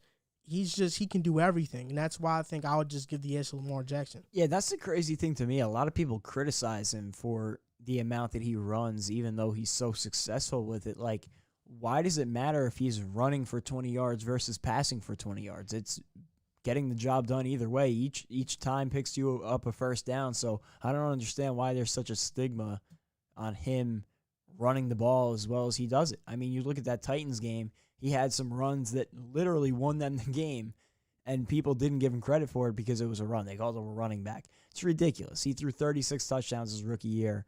I feel like second year. I feel like at this point that narrative should be out the window. But I guess people see how well he runs the ball, and they get stuck on that. But I think the narrative of him not being able to throw the ball is completely overblown. Lamar Jackson's contract is coming up, and right now there's been a report that they are far in terms of their contract negotiations because, if you're Lamar Jackson, you are an MVP. You are looking at getting that Deshaun Watson, Mahomes / Russell Wilson type of money. And what do you feel about that? If you are the Ravens GM, are you giving Lamar Jackson that big of a contract? Where are you? Where do you stand in this? Well, I'm I mean, I'm a little bit skeptical on giving anybody big-time contracts. Even when Patrick Mahomes signed his mega deal, one of my first thoughts was they're going to be in a really tough spot in 5 years when they have to re-sign a lot of that talent and build a team around him, because football is a 53-man roster and you need 22 guys to play to starter level for you every week.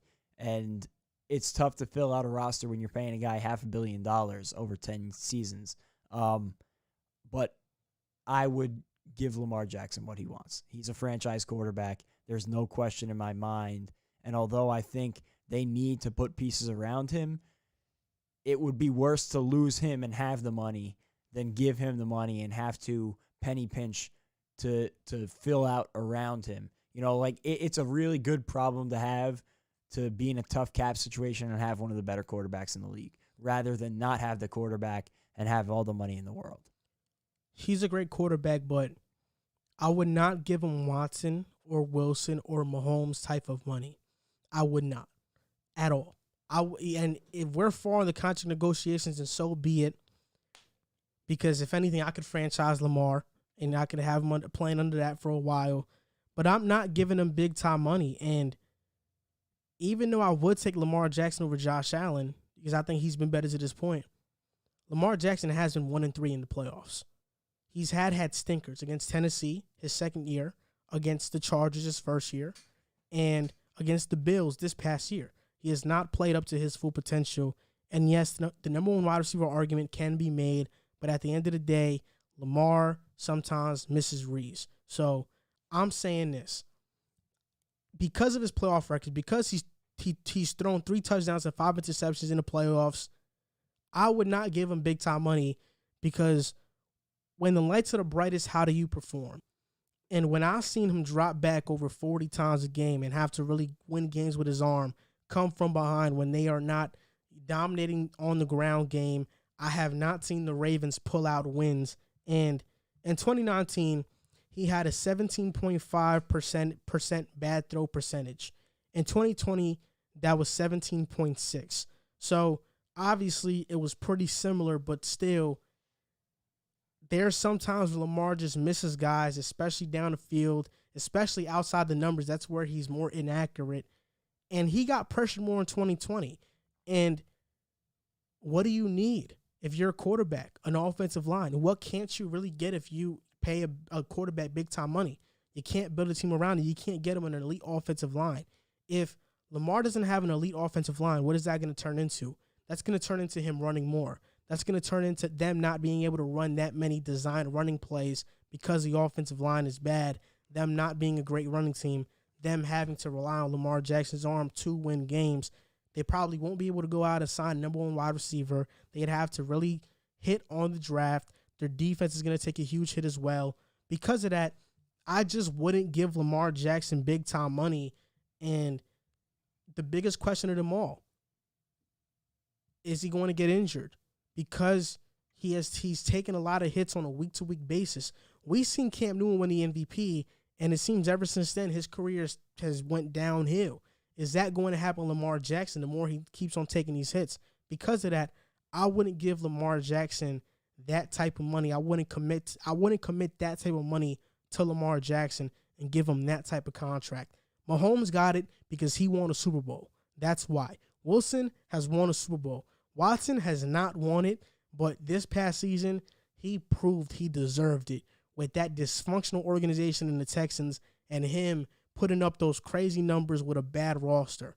I mean, he made guys like Chad Hansen guys to look out for on Sundays. Chad Hansen had a 100-yard receiving game. We don't even know who that is. That's Deshaun Watson. Could Lamar do the same? I don't think he could. I definitely do think Lamar has elevated this Ravens team, though. And I'm with you on the injury thing. The durability is definitely a concern. But for me, and if you're going to say franchise tag him, I'm with that. And that way you could look at it and see how much he progresses over the next year, next 2 years.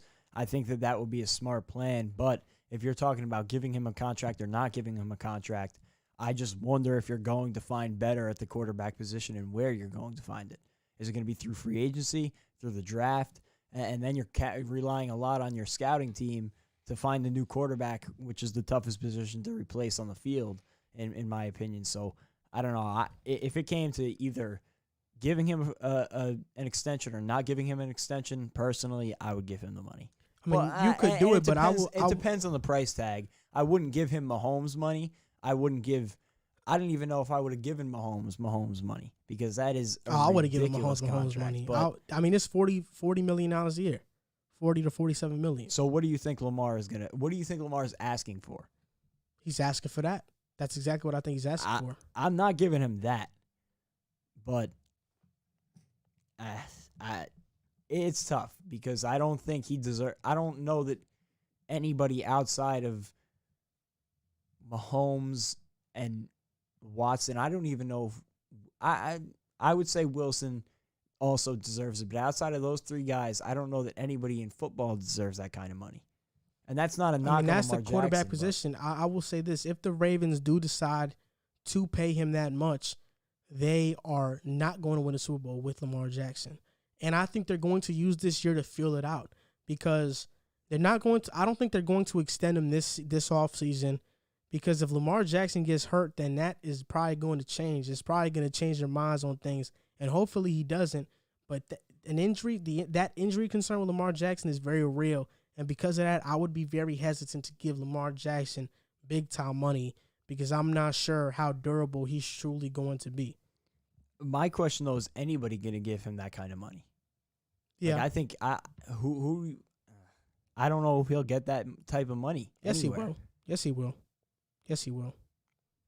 If it's not, I mean, that's just me saying it. I think the Ravens will give it to him, but he will get that money from a different number of places. Dak Prescott's going to get big time money in free agency if he hits the open market from Washington. You know, that's been a rumor. Lamar Jackson, former MVP, is definitely getting that type of money. As long as he's healthy, he's not injured, he's going to get this type of money. Like, no doubt about it. Now the next topic we're going to talk about is the Los Angeles Rams.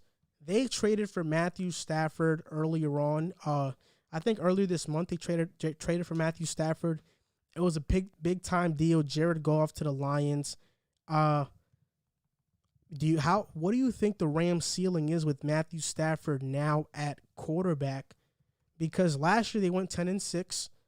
They had the 22nd ranked offense and the first ranked defense. People thought Jared Goff held that team back, and I think he did to an extent, because you could just see it was not meshing well. But now the Rams have a quarterback who is considered to be a very talented quarterback, even though he has underachieved in his career. People are thinking this is a situation where Stafford is going to take off. What is the Rams' ceiling with Stafford at QB? I think they could be a Super Bowl team, and I thought they were a sleeper Super Bowl team last year towards the end of the season when that defense came alive. They're bringing back a lot of the same defense. Obviously, they lost Brandon Staley, which will be a hole that they'll have to look to replace. So that'll be interesting to see how they figure out that situation. But the defense is going to be one of the best units in the league, and you have Sean McVay, who is one of the most creative play callers in the league. I'm excited to see what he can do with Matthew Stafford, who, despite not putting the wins in the win column in Detroit, he was one of the more talented quarterbacks in the league, in my opinion. So now pairing him with McVay, with a good running game, with Cam Akers and those receivers out wide, I'm really interested to see what they can do. I think they could be a Super Bowl team. I'm not that high on the Rams coming into this season, because I think a team that everybody is sleeping on is the San Francisco 49ers. The 49ers are going to be back next season. The Seahawks are going to be back next season. That division is the toughest division in football. J.J. Watt signed with the Cardinals. So that division is going to be extremely tough. And Matthew Stafford, to this point, has not shown the ability to win big games. He has had fourth quarter comebacks. He has had game-winning drives, but he has not won meaningful games. And a lot of people are giving him that pass, but I'm not going to give him that pass. I know he's a talented quarterback. I know he has one of the strongest arms. I think he's a great human being. I've read what he's written in the Player Tribune. But another guy who put up a lot of great stats in Washington, who's now in Minnesota, was Kirk Cousins. But Kirk Cousins can't win big games. Sometimes you could put up big-time stats, but not be able to win the big game. And now this free agency, Troy Hill is a free agent. The Rams, they got some holes to fill. They're not a perfect team right now. They got some holes to fill. They're way over the salary cap. So I don't know how they're going to make everything work. The offensive line is going to be regressing, especially since Andrew Whitworth is up there in age. Austin Blythe is a free agent. So there are a lot of holes to fill. John Johnson, the starting safety who's been phenomenal, is a free agent. They're not gonna be able to bring a lot of those guys back, and they don't have a first round pick. So they have to hit on these later picks in the draft. I'm not sure if they can do that. Matthew Stafford now has a running game. He has a defense. I mean, with the Detroit Lions, these were the defensive ranks: 32nd, 19th, 23rd, 27th, 15th, 3rd 1 year in 2014, 23rd, 13th, 21st, 16th, 26th, and 32nd. So the defense was always bad. And that year in 2014, when they went 11-5, Joe Lombardi was their offensive coordinator, and it's safe to say that Stafford was never on the same page as him. Stafford in 2014 threw 22 touchdowns and 12 interceptions with Lombardi as OC. Golden Tate and Calvin Johnson were starting receivers, and Lombardi got fired after a 1-6 start the very next year in 2015.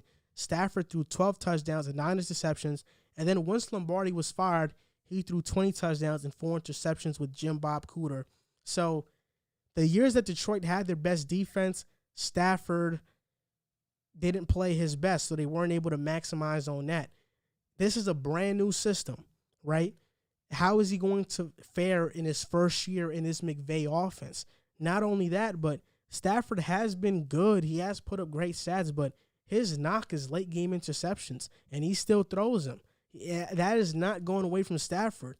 Is it possible he's going to cost the Rams some games late because he throws an interception? Yes. Because of that, I'm not entirely sold. My team in the NFC West is the San Francisco 49ers. If they are healthy, if Jimmy G is healthy, they're going to win that division. Well, I mean, that division is going to be the toughest division in the league. Like you said, the Cardinals would be favored in a bunch of divisions across the league, and they're probably going to be picked to finish last in that division, if not third. I don't see them being selected any higher than third in that division. And I'd like to, come back to this when all the dust settles after free agency, see how the Rams fill out those holes that you mentioned. But I do trust Matt Stafford coming into the system. He's a smart guy. He's shown at the NFL level, just reading about him, he's a good football mind. Pairing him with McVay, I think, is going to be a really great marriage. And maybe I'm wrong, but I think he'll be a good fit with the Rams. He has that defense, like you said, that he hadn't had in Detroit with Matt Patricia the last few years. That defense has been pitiful, and he hasn't really had a chance to, excel with that team. So I think that coming to the Rams with this supporting cast that's better than I think he's ever had in Detroit, I think it's going to be a great situation for him to at least prove himself. Like, this will be a shot to prove that he's not just a loser and he can really be a winning quarterback at the NFL level, and he was just in a bad situation. I mean, Stafford has put up great stats. I think he is a really good quarterback. I think he's a great quarterback. But there are a lot of great quarterbacks in the NFL. I don't think Stafford is a top 10 quarterback right now in the NFL. And because of that, how far can a non-top 10 quarterback take you if you don't have the loaded roster for it to happen, and especially a guy who does not take care of the ball like Matthew Stafford? There are legitimate concerns. I said this when the trade happened. I don't think going from Goff to Stafford was a crazy difference. Like, I think Goff is here. I think Stafford is here. I don't think it's a discrepancy like this big. I don't think it's like going from Watson to I don't think it's like going from Watson to Goff. Like, it's not like that. Stafford, even though he has been losing and people, are giving him a lot of excuses for losing in Detroit, he's had his hand in losing a lot of those games and those interceptions. His interceptions are really high for the most part. So because of that, I'm not sure where they're going to be. I want Stafford to succeed because I've been a Stafford defender. But in this division with the Rams, 49ers, I mean, Stafford is the third best quarterback in the division. I think it's Wilson, Kyler, Stafford, and Jimmy G are really neck and neck to me. I would take it. Really just depends either one of them. because I'm really high on Jimmy G, and I think he's gonna have a bounce back season this upcoming year. So because of that, I just don't know where the Rams fit. 9-7 in 2019, 10-6 in 2020. Now we'll see what they do in 2021, but I'm not extremely sold on where the Rams are gonna be. Yeah, and I'm not saying they're a lock to be a Super Bowl team by any means, but I would feel, better about saying they're going to make the Super Bowl than saying they're going to miss the playoffs, personally. Even as tough as that division is, I think that if for no other reason than the defense, which has been consistently solid no matter what's going on there, I think the defense will at least help propel them, even if Stafford struggles a little bit. And I think it'll be I don't know if it'll be a seamless transition, but I think it will be a good transition, and I do think that Matthew Stafford's talent will elevate that offense. The defense was ranked 15th in 2019. They were ranked first because of Brandon Staley. I think he had a huge part in that. Troy Hill also ascended. Troy Hill's probably gone. John Johnson is probably gone. Not having Brandon Staley, Troy Hill, and John Johnson, I think they're not going to be the first-ranked defense next season. No, I don't think they have to be the first-ranked defense, but going from having the 31st, 32nd ranked defense in Detroit to I think it's pretty safe to assume the Rams are going to have at least a top 15 I think they'll have a defense. top 15 defense, but even so, I don't think just because Stafford's going from the 32nd ranked defense to the 15th, he's going to be so much better. I look more towards the offense. And in Detroit, even though they didn't have good defenses, they had a pretty good offense. Last season, I was watching the game versus the Cardinals, the season opener. They blew a lead versus the Cardinals, and Stafford almost threw a pick six. But it was dropped. But it would have been a pick six. He has those moments. And I think Rams fans are going to figure out those moments sooner rather than later. I think the good outweighs the cons with Stafford. But at the end of the day, you don't have first-round picks. They're banking that Stafford is what everybody has been propping him up to be. Yeah, and what they believe he can be. In all fairness, they haven't been picking in the first round for, I think, 8 seasons, or they won't have picked in the first round for 8 seasons. I think they haven't picked in the first round for 4 years now going into this upcoming draft, 4 or 5 seasons going into this upcoming draft. So, they've done a pretty good job finding talent in the later rounds. I think that the biggest improvement, as much as I think the defense will be a big improvement, I think the biggest improvement is coaching. And I'm really excited to see what I said it earlier this year. I think that it would be really interesting to see what McVay could do with a more talented quarterback, and I'm excited to see. This is like going in Madden and getting to pick out your roster. He's finally getting a chance to play with a more talented quarterback. I'm excited to see what he can draw up and let him loose. Yeah, we'll see what McVay does. Now, with their division rival made a big-time move earlier today, J.J. Watt decided to sign with the Arizona Cardinals. He put it out himself. He was his own source. He wore a Cardinals t-shirt and tweeted out the picture and posted it on his social media platforms. The contract is worth $15 million per year. It's a 2-year deal for $31 million. He is now reuniting with his former teammate DeAndre Hopkins, and he's going to be in that Vance Joseph defense. And I think this was a huge pickup for the Cardinals. You look at J.J. Watt's stats in 2020. He had 5 sacks, 52 tackles, 14 tackles for loss, and 17 quarterback hits. His sack numbers were not there because he got double-teamed the entire year. The Texans have nobody else on that defensive line that can get after the quarterback. So Watson was facing a lot of double teams, and because of that, the sack numbers were low. But he still had an 85 PFF grade, which is elite according to their scale. And for me, you got Chandler Jones. You got J.J. Watt. This is the best pass rushing duo in the entire NFL now. And Chandler Jones had 19 sacks in 2019. He's had double-digit sacks in every year since 2015. 2020, he was injured. He only played 5 games. And the most sacks since 2012, Jones with 97, and second is Watt with 95.5. The only question for me is injuries because J.J. Watt has had some troubles staying healthy in the past. Chandler Jones is coming off an injury. So we'll see what happens there. But if they can stay healthy, they are going to be the best pass rushing duo in the entire NFL. this almost guarantees that Hassan Reddick will not be back. But, oh my gosh, they were the 12th ranked defense last year. Chandler Jones missed basically the entire year. They were 10th in yards allowed, 5th in sacks, and an 8-8 record. With J.J. Watt and Chandler Jones being healthy, this team can take such a big leap. Their core now is J.J. Watt, Chandler Jones, Jordan Hicks, who I love as a pass coverage linebacker and a tackler, Isaiah Simmons, who in his second year I think is going to take that next step, Buda Baker, Byron Murphy Jr. They got a lot of young guys who are ready, and this almost guarantees Hassan Reddick won't be back. They don't need to bring him back because they got J.J. Watt now, but this was a big-time move. I thought J.J. Watt was going to the Packers, the Bills, or the Browns. Yeah. I did not expect the Cardinals at all. His Peloton bio. What was that all about? It wasn't him. It was fake. It was fake. It wasn't him.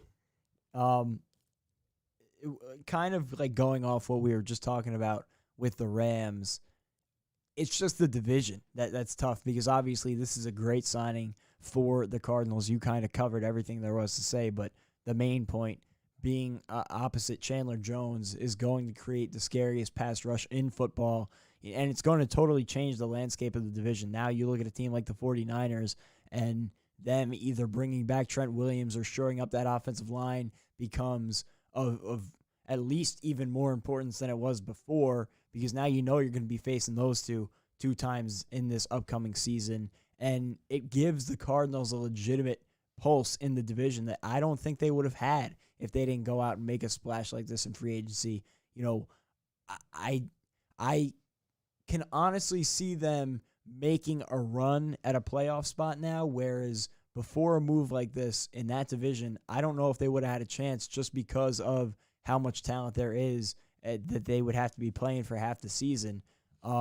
Still, even with the signing, Kyler Murray is going to have to maybe not take a jump, but at least remain consistent over the course of the season. I thought Kyler started out this past season really well, but then as the season went on, he kind of fell off a little bit, and it led to the Cardinals not making the playoffs when I thought they should have been a playoff team. So Kyler has got to take that next step where he can consistently be, the quarterback we know he is, which I think he struggled with that consistency a bit towards the tail end of last season. So now it's some added pressure on Kyler.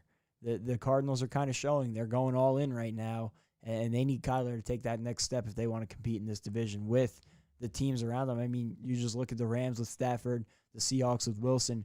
Kyler's got to play at that elite level this upcoming year. I think Kyler kind of being inconsistent is the combination of being a young quarterback and Cliff Kingsbury being a young play caller. He showed a lot of his inexperience during the Cardinals season last season, and this is the thing that worries me about this move that they made to go out and sign J.J. Watt. They did bring in a great future Hall of Famer in J.J. Watt, but at $15 million per year, one, they didn't have enough cap. They didn't have a bunch of cap space to play with going to the offseason. Now you sign J.J. Watt. I mean, they need a number 2 receiver next to DeAndre Hopkins. Larry Fitzgerald is not what he once was. Christian Kirk is not a number 2 to me. He makes too many questionable decisions when he runs with the ball. Sometimes he runs backwards. And they don't have some real tight ends. I think Max Williams he's okay. Dan Arnold is okay, but they aren't real game changers. Because of that, I just don't know, what they're going to do. If they can get some guys in the draft and maybe it happens, but I mean, even these past couple of drafts, they drafted Andy Isabella, who I thought was a great pick at the time, but he's not panned out to this point in the NFL. So the draft is always a toss-up. In free agency, maybe they can sign a guy like Tim Patrick. I would like that. Or just another guy to take the load off DeAndre Hopkins, but they need some more offensive weapons. I think that defense is fine. It's really about just surrounding Kyler Murray with weapons. I think their offensive line isn't as bad as people would like to make it seem like it is. I think they're an okay offensive line. The priority is getting them weapons because it's an air raid offense. Because it's an air raid offense, you don't really need great offensive linemen because you're getting the ball quickly out of your hands anyway and the field is spread out. Because of that, you're not going to get a lot of people trying to rush you as heavily as they would in other systems. So they just need to get guys who can make things, create things with space, screens, whatever it may be, running short routes. They need to get guys like that. but also they need to address the cornerback position because Patrick Peterson is not there. So you need to sign a draft guy too. So there are still holes on this Cardinals defense and offense that they have to fill. We'll see what happens. Yeah, the good thing is I do think this draft is fairly deep at the wide receiver position, and I think there's some good options later in the draft at the cornerback position. But I said it for Kyler, and it kind of goes towards the whole organization. There's more pressure on that building now to succeed. They put themselves on a 2-year clock. And I don't want to say it's a 2-year window of success and then that's it, but it's going to be really disappointing if they are not even competing in these 2 seasons with J.J. Watt after they just threw him a bag. So now, with that money off the board for them, the draft becomes of utmost importance. You're going to have to find a legit number 2 that can come in and from day one make an impact. Otherwise, you're throwing Kyler to the Wolves, you're throwing Cliff Kingsbury to the Wolves, and you're asking them to take a leap without giving them any improvements on the offensive side of the ball. So everybody's job in that building got harder today, even though it was a good signing. It put so much pressure on everybody in that organization to succeed even more over the next 2 seasons. Whereas, you would have had a little bit more leeway where you could have spent this $30 million over the next 2 years in free agency on those holes. But I do think it was a good signing. I just think it presses everybody a little bit more. I think the pressure would have been there regardless because Kyler Murray in 2 years is due for a contract. Yeah. So regardless, it was a 2-year window because you have to pay Kyler Murray sooner rather than later. So because of that, I think all they're doing is try to maximize their window with Kyler Murray. We'll see how far they can go, but the NFC West is the toughest division in football. 49ers will be healthy. The Seahawks are still there, and the Rams got Stafford.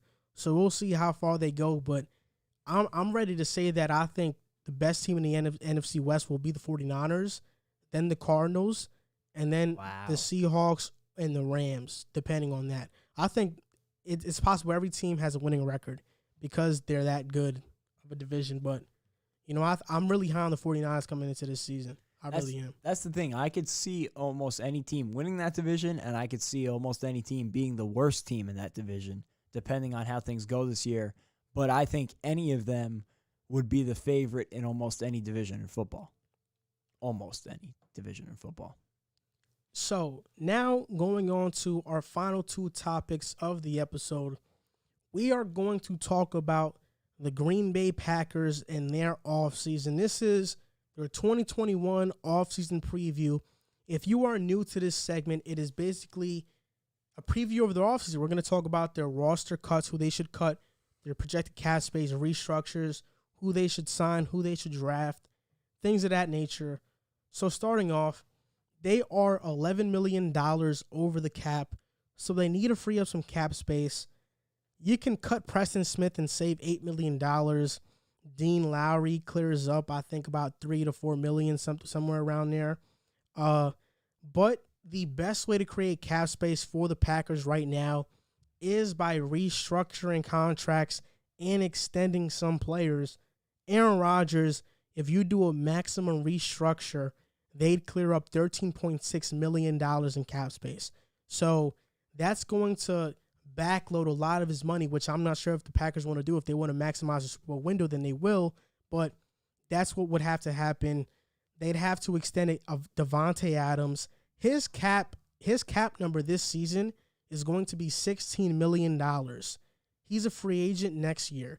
If they extend him, they will clear up $7 million. So if they can extend him before the start of next year, they'll clear up $7 million. Then Zadarius Smith. His roster bonus can be converted to a signing bonus. That would free up $2.5 million. And an extension for Zadarius Smith could clear up to $12 million. So I think they should extend Devontae Adams and Zadarius Smith, because if they do, then they're going to have $19 million in cap space, plus Aaron Rodgers' maximum restructure. That's plus 13.6, plus Preston Smith being cut. They could have about $32.9 million in cap space going into the offseasons off of these restructures and extensions. So that's what we are going to be playing with in regards to free agency. So these are their best pending free agents: Corey Lindsey Aaron Jones, Lane Taylor, Mercedes Lewis, Christian Kirksey, Rick Wagner, Kevin King, Robert Tonyan, Alan Lazard, and Jamal Williams. In my opinion, I would let Corey Linsley and Jones walk. Yeah, I would love to have Linsley back, but just for the price tag and considering their money situation, and obviously it depends on how much money they clear up, but with their current money situation, I think he'll get a pretty solid contract somewhere else, so I think he'll be gone.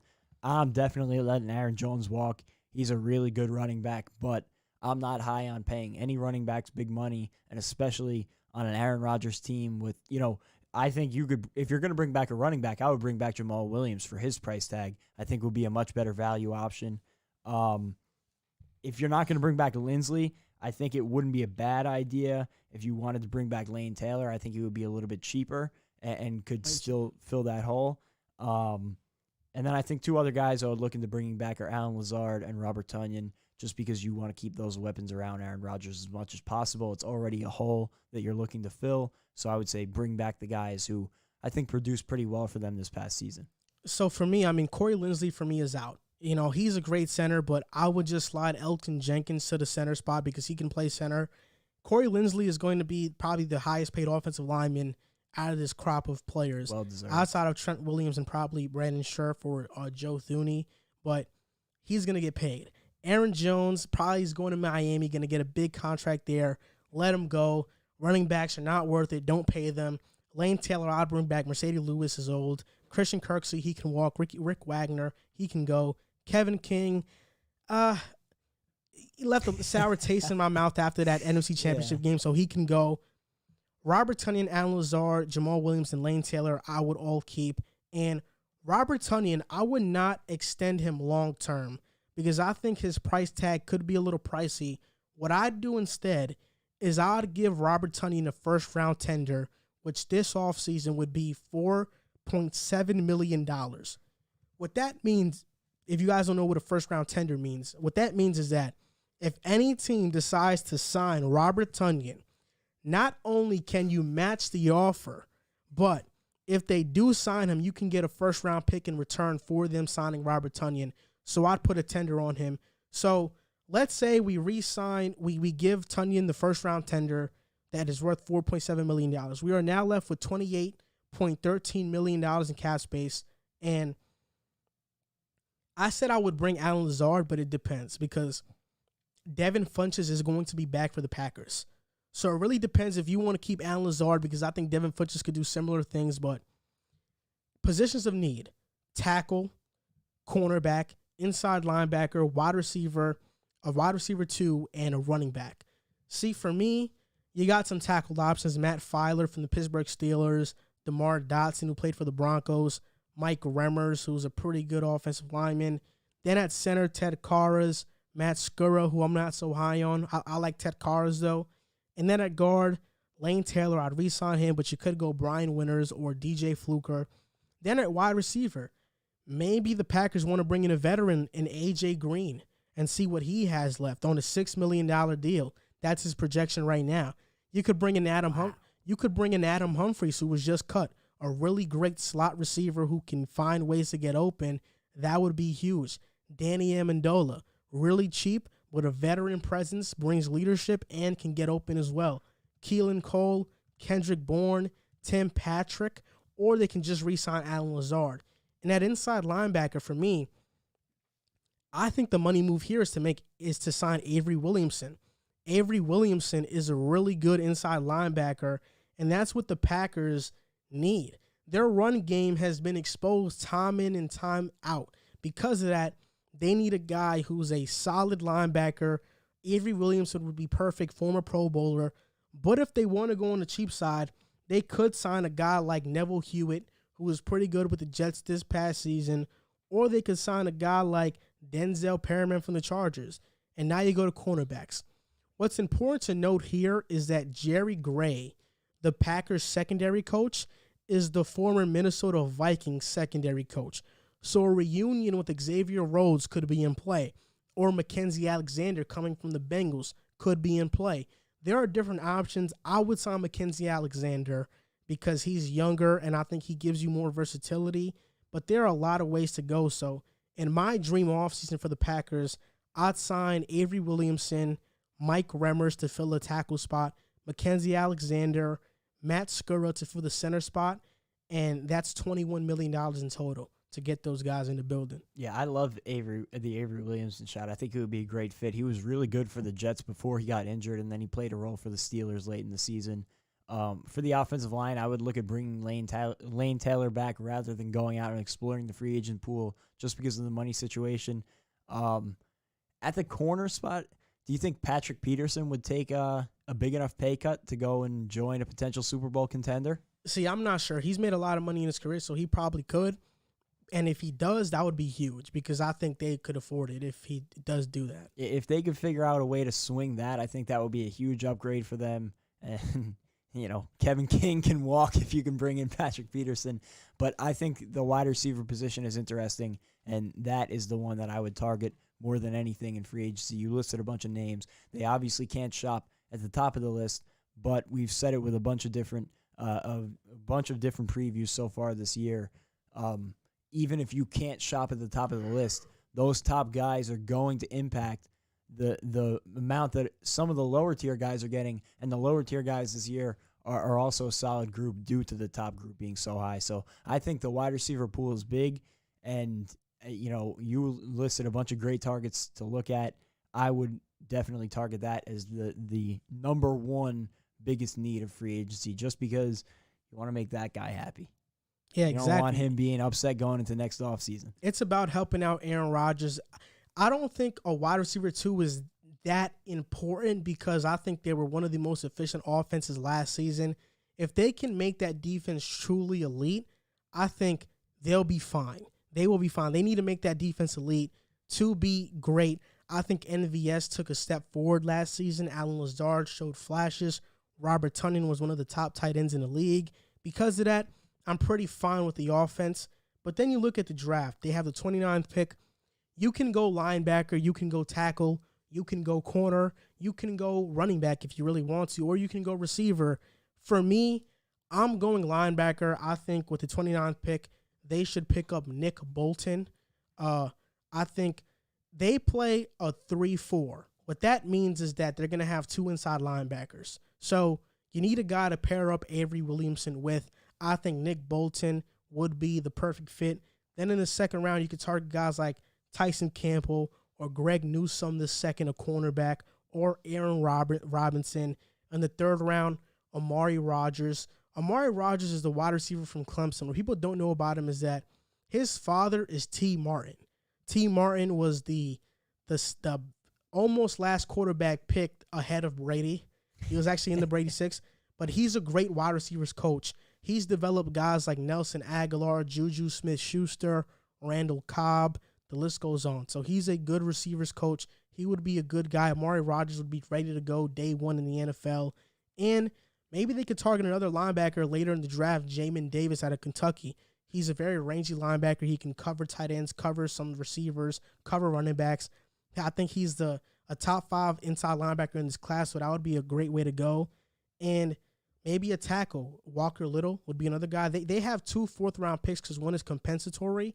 So you can go a lot of ways in this draft class. If you want to go with tackle with the 29th pick, Jalen Mayfield is an option. But they have a lot of options here to go in the draft. Yeah, when I was originally looking at that 29th pick, it was a couple of weeks back because I was looking at ways that they could, put some weapons around Aaron Rodgers. I was hoping Rashad Bateman, but now his stock has really started to shoot up a little bit over the past couple of weeks, so I don't think he'll be available there.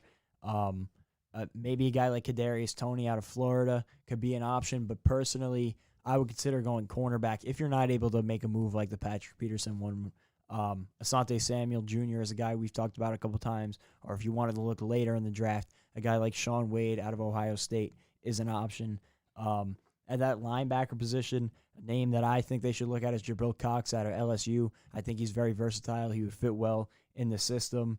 And then I think a running back they could get later on in the draft that could maybe not fill the hole of Aaron Jones, but if you don't want to keep Jamal Williams around, you want to go with A.J. Dillon and bring in a second running back. Kenneth Gainwell from Memphis, He's had a couple great seasons there with the Tigers. I think he's going to make the transition to the NFL level nicely, and I think bringing in rookie running backs is a great path to success in the NFL because you should never pay running backs. So this is my potential depth chart for the Green Bay Packers going into the next season. Aaron Rodgers, A.J. Dillon / Jamal Williams, Devontae Adams, Devin Funchess, Marquez Valdes-Scantling, Robert Tonyan, David Bakhtiari, Brian Winters. I have them signing Brian Winters, Elgton Jenkins, Lane Taylor, and Mike Remmers, or Billy Turner could start there. Then on defense, I'd keep Dean Lowry, Kenny Clark, Rashawn Gary, Zadarius Smith, Avery Williamson, Nick Bolton, Jairi Alexander, Mackenzie Alexander, Greg Newsome II, Adrian Amos, and Darnell Savage. I think this defense can be an elite group. I mean, Rashawn Gary, I think, is going to take another step with Zadarius Smith, Kenny Clark, Avery Williamson, a great veteran with a young guy, Nick Bolton, coming in. I think they'd make a great duo. And Jairi Alexander and Mackenzie Alexander, we know Jairi is going to lock up whatever side of the field he's on. Mackenzie Alexander can hold his own as a second corner, would be really good. And Greg Newsome II, just a corner drafted to see what he has. I think this defense can be elite, and this would help out Rodgers a lot. But if you want to go the wide receiver route and get a guy, I can understand that. I think Rashad Bateman will probably be there at the 29th pick. You think he will? I don't think he's going to go top 20. No. Wow. No, I don't think receivers are going that high. Last year, we thought Jerry Jeudy, CD were going top 10. They didn't go top 10.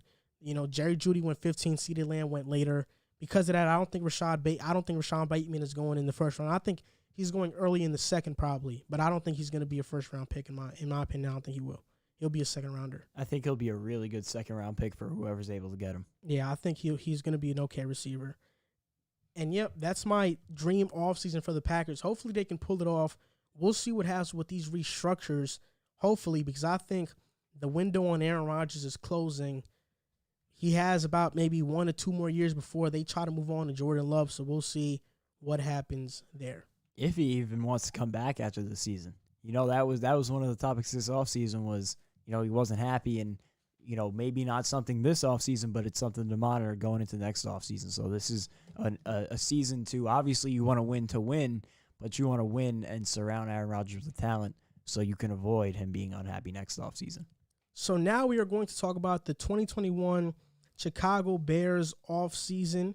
We're going to preview the offseason, and they have $2.5 million. They're $2.5 million over the cap right now. They just cut Buster Screen, which was a guy I had them cutting. That would free up about $5 million. So now they're about like $3 million over. But they can cut Charles Leno Jr. for $9 million, Jimmy Graham for $7 million, and Javon Wims for $2 million. This is unpopular, but they could cut Akeem Hicks for $10.5 million, cut or trade him. I think Akeem Hicks is a very good player, but I'm not sure if I'd keep him at $10.5 million. That's really something they'd have to decide. You got to get more offensive talent on that team. So because of that, I'm skeptical of keeping a defensive tackle at a $10.5 million price point. But I think I'd move this defense to a 4-3 defense. Khalil Mack is getting older in age. So is Robert Quinn. Because of that, I think they'd be much better as defensive ends than outside linebackers.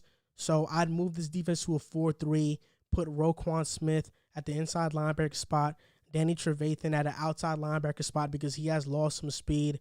So I changed that. But they're pending free agents right now. Allen Robinson, which is the biggest one, Trubisky, Cordero Patterson, Roy Robertson Harris, Barkevius Mingo, Tashawn Gibson, Jermaine Fetty, Cairo Santos, Eddie Pinheiro, Brent Urban, Rashad Coward, and Mario Edwards. Yeah, I think Allen Robinson is the name that jumps off the paper. If you can bring him back, you bring him back. There's no question about it. I think he's been one of the most underlooked receivers of the past few years, but the problem is I don't know if he's going to want to come back. I don't think he will come back because of the quarterback situation, which I think is going to be one of their biggest question marks this offseason. Do you bring Mitch Trubisky back? Personally, I don't know what their outlook is at quarterback. I don't think that Mitch Trubisky is the guy of the future for them. I think they should start looking elsewhere. If they could make a Deshaun Watson trade happen, obviously go out and do that, and that would make bringing back Allen Robinson a much more realistic possibility. I don't think that's a realistic, I don't think that would happen in the real world. So, I think obviously you have to move on from Allen Robinson. Unfortunately, I don't think there's too many guys on here that are super important to bring back, especially with their cap situation. A guy like Roy Robertson-Harris is a guy that I would think about bringing back. Cordell Patterson plays, kind of Swiss Army knife role for them. I think he would be a nice addition to bring back, but I don't think there are too many guys on here that are pressing to bring back, especially with their money situation. I mean, for me, even with the cuts, let's say we keep Akeem Hicks, they'd have about $20 million in cap space. Allen Robinson is probably going to demand that a year. Yeah. So I am not bringing back Allen Robinson. As crazy as that sounds, I'm not bringing him back. He's going to be way too expensive, and they need to fill way more holes on a roster before they figure out, before they bring a receiver who's going to cost that much. So for me, I'm re-signing Cordell Patterson because he's the best special teamer in the game right now, special team returner, kick returner in the game. He is the best. Roy Robertson-Harris, I'd bring him back. Santos, one of the best kickers in the NFL last season, I'm bringing him back. Tashawn Gibson had a really good year last year. I'm bringing him back. And Rashad Coward, I'm bringing him back as well. Positions of need, quarterback, wide receiver, offensive tackle, and a slot corner. So at quarterback, they can go Jacoby Brissett, or they can trade for Sam Darnold. I don't think they're going Jacoby because they have Nick Foles. Nick Foles will most likely be the starter. And maybe they trade for Sam Darnold. I'm still not sure. I don't think they go that route. I think the Washington football team is much more likely to trade for Sam Darnold. Then at wide receiver, you got guys like Tyrell Williams, who hasn't been able to stay healthy, but when he is healthy, he's a really good receiver. And if you can get him on a really cheap deal to come play for the Bears, I think he can have a really good season. You look at Sammy Watkins, Brashard Perriman, Adam Humphries, Corey Davis, Keelan Cole, DeMarcus Robinson, Rashard Higgins, Tim Patrick, Zach Pascal. There are a lot of good receivers, even though if you don't have number one in Allen Robinson coming back, this receiving core can be okay. I mean, I think Darnell Mooney has upside to be a high-level number 2, a low-end number 1, because I think Darnell Mooney is a really good receiver. I'm not too sold on Anthony Miller, but if they can bring in a good receiver in free agency, I think that would help them a lot.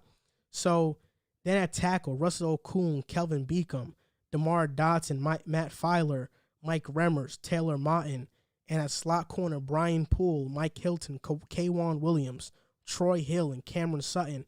So in my dream scenario for bringing in free agents, if I'm the Bears, I'm bringing back Tim Patrick, and I'm signing Tim Patrick, and I'm signing Cameron Sutton to be my slot corner.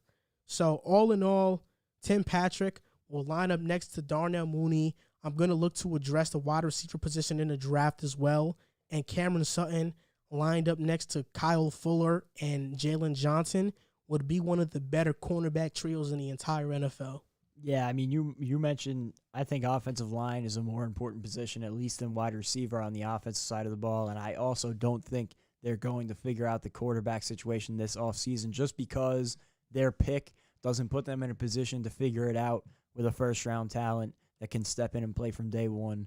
There's really not a lot of realistic options in free agency or through the trade at this point unless you want to go with Sam Darnold. But personally, even as a Jet fan and a guy who thinks Sam Darnold could turn it around in a good situation, I don't think it makes sense for them to give up the capital to get a guy like Sam Darnold. At that point, you might as well just bring back Trubisky because you're bringing in a project. So I don't think that would make much sense for them. So I think quarterback is going to have to wait unless they want to go later on in the draft.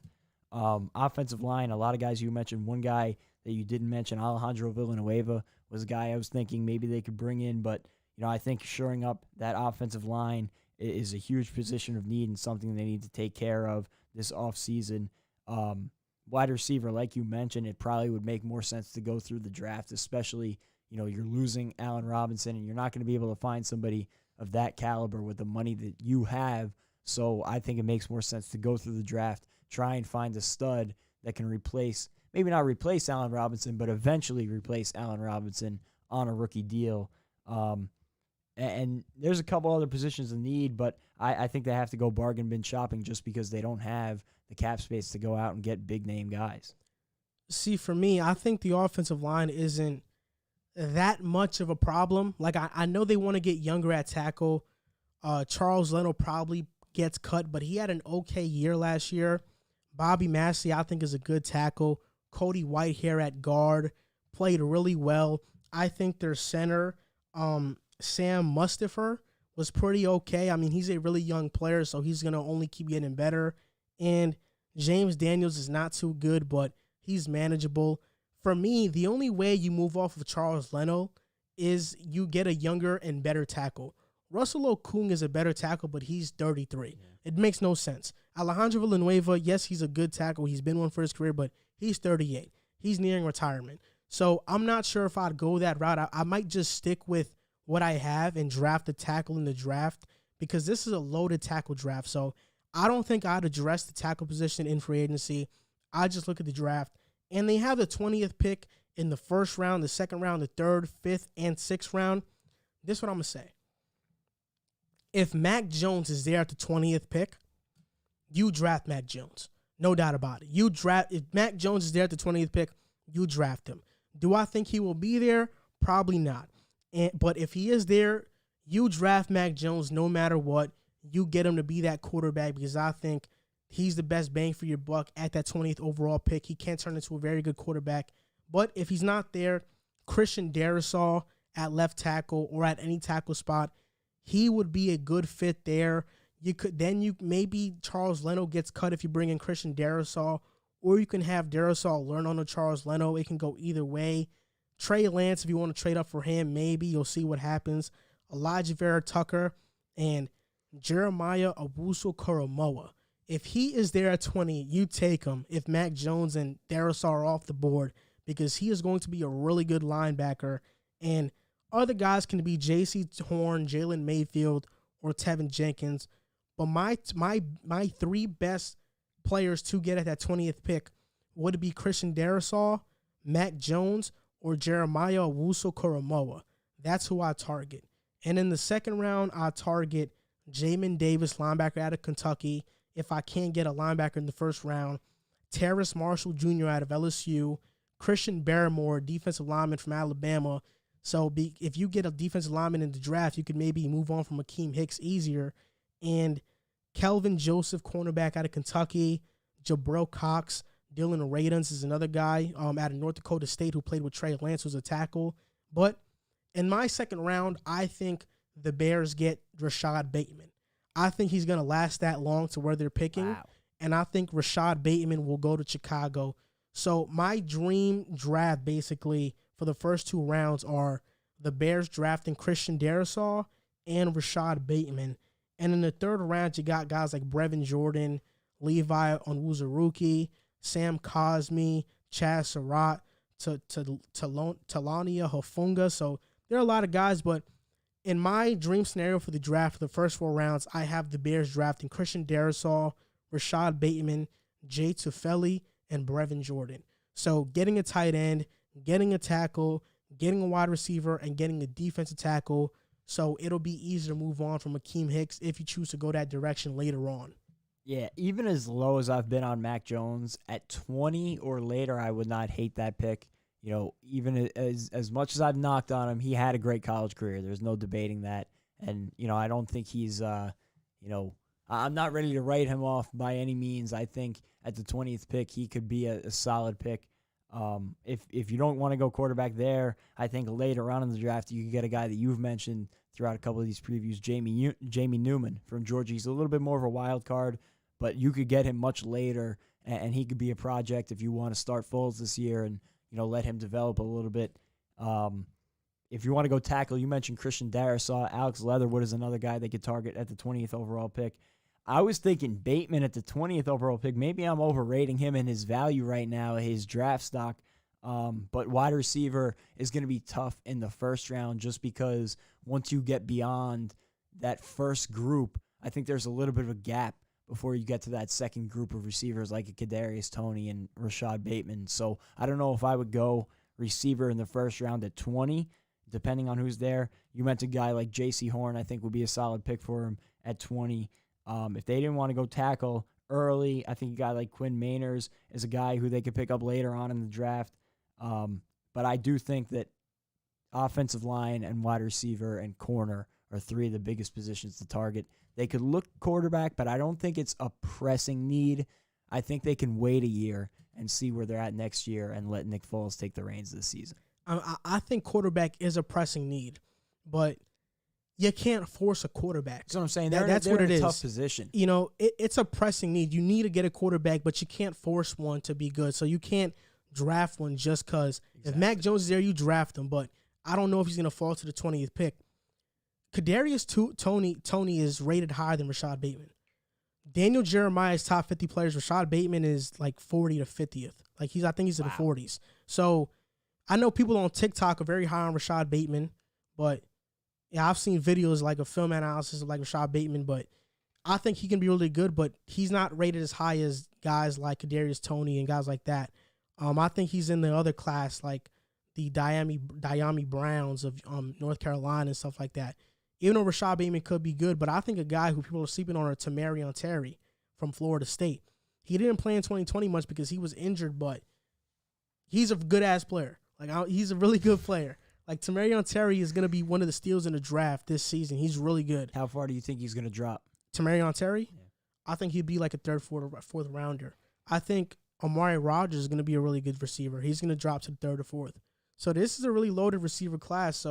But my dream depth chart for the Bears for 2021, Nick Foles or Sam Darnold starting at quarterback, David Montgomery, Darnell Mooney, Tim Patrick, Rashad Bateman, Cole Kmet, Christian Darrisaw, Cody Whitehair, Sam Mustipher, James Daniels, Bobby Massey, and on defense, Khalil Mack, Akeem Hicks, Eddie Goldman, Robert Quinn, Danny Trevathan, Roquan Smith, Kyle Fuller, Jalen Johnson, Cameron Sutton, Eddie Jackson, and Tashawn Gibson. A good thing about Cameron Sutton as well is that Cameron Sutton played in the box a lot. So he can play the nickel slot. He can play in the box. He can play outside. So he's shown extreme versatility. So he'd be a huge get for the Bears. But overall, I think if the Bears make the proper cuts and spend right in free agency, this can be a very good team next season. Because Nick Foles, even though he's not a quarterback that you name with like the top level quarterbacks in the NFL, Nick Foles is still a good quarterback. I think he can win you games in the NFL. So you just surround him with weapons, great defense. I think they can have a good year next year. You think they could be a playoff team? I think they'd be a playoff team next season. No doubt about it. They were there. I was very surprised that they were still there at the end of the season this year. Yeah. And that's going to do it for our offseason preview of the Chicago Bears. And this is going to do it for this episode of the Pick a Side podcast. As always, give us a review on Apple Podcasts. It helps us grow in the algorithm. And you can follow us on Instagram and TikTok at Pick a Side Podcast, on Twitter at Pick a Side Pod. And if you would like to donate to us on Patreon, you can at patreon.com/Pick a Side Podcast. Thank you all for tuning into this episode, and we will see you next time. Now we are going to take in callers, so I'm going to put up the phone number on the screen in a bit. But yeah, I've seen a lot of people on TikTok talk about Rashad Bateman and how I seen a guy talk about how he's a Devontae Adams of this draft class. That's a little OD. I was watching some YouTube videos on him. I think he's going to be a steal if he ends up making it to the second round. Wide receiver is always a pick that the later the wide receiver goes, the better they usually end up being. Yeah, Denzel Mims is one of those steals.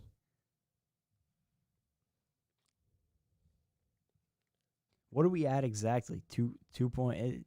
All I see is 2.99, and I saw Mod just said we're less than 5 away. Yeah, we are. So you guys can call into the show if you would like to. Right now, we have pinned the number, so you guys can call. We'll take in your calls for a bit. Oh my God, 2005.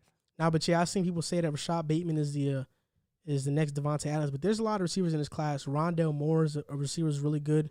Tony's receiver is really good. Amari Rogers, Terrace Marshall Jr. from LSU. There's a lot of receivers in this class. Dwayne Eskridge. Where's he from? Western Michigan. I have not seen him play yet. But also, I've seen Diami Brown from North Carolina play with Sam Howell. He's a good receiver. I forgot his name, but the receiver that played with Zach Wilson at BYU. He's a pretty good receiver. I forgot his name, though. So if you guys would like to call in, you guys can. You guys can ask us anything. So, yes, the number is pinned on the chat, so you guys can call. I like Sam Howell. I think he's going to be QB1 next year in the draft. I think he is, too. I remember watching him go right down to the wire with Trevor Lawrence. Not this season, but 2 seasons ago, and I was like, that kid's going to be special. And he hasn't become as good as I thought he was going to yet, but he's become a really good player. They're saying they're born in 2004 and 2005. I just felt so old reading that. Whoever's on the call, stay on the call because I have to connect to the Bluetooth. For some reason, I was not connected. Hello?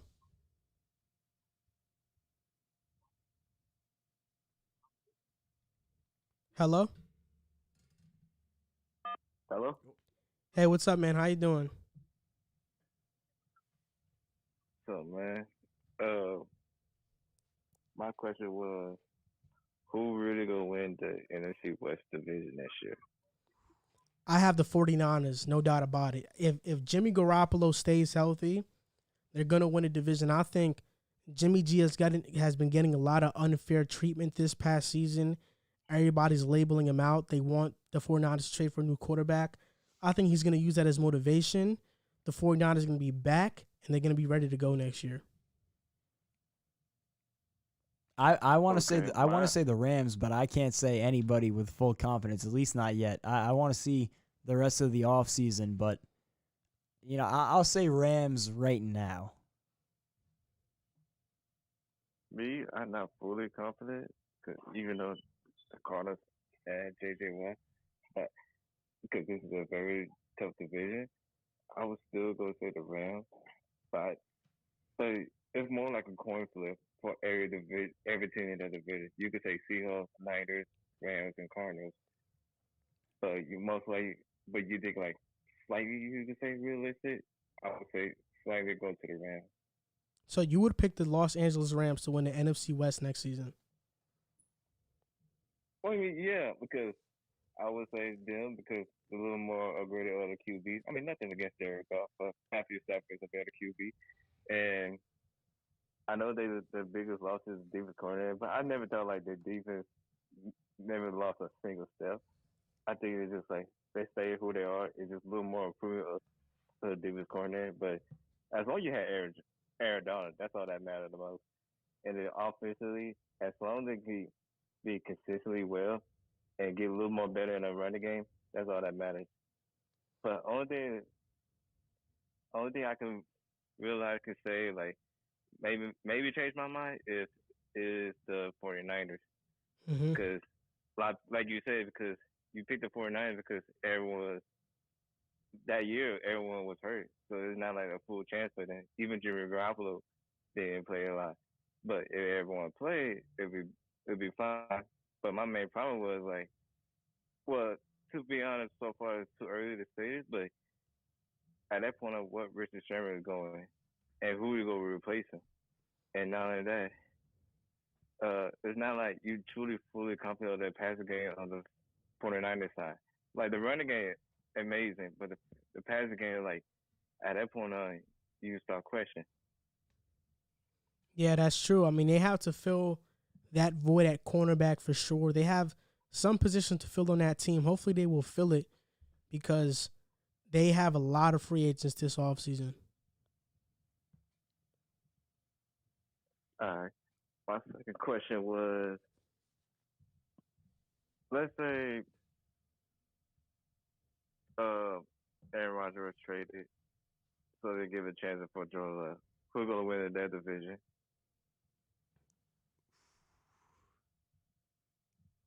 That's a tough question. He said go. My bad. I didn't mean to cut you off. What were you gonna say? No, go ahead. You said if Aaron Rodgers were to get traded, who wins that division? Yeah, Jordan Love is starting.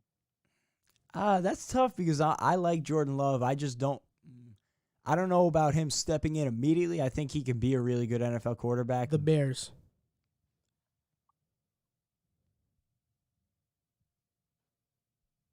The Bears?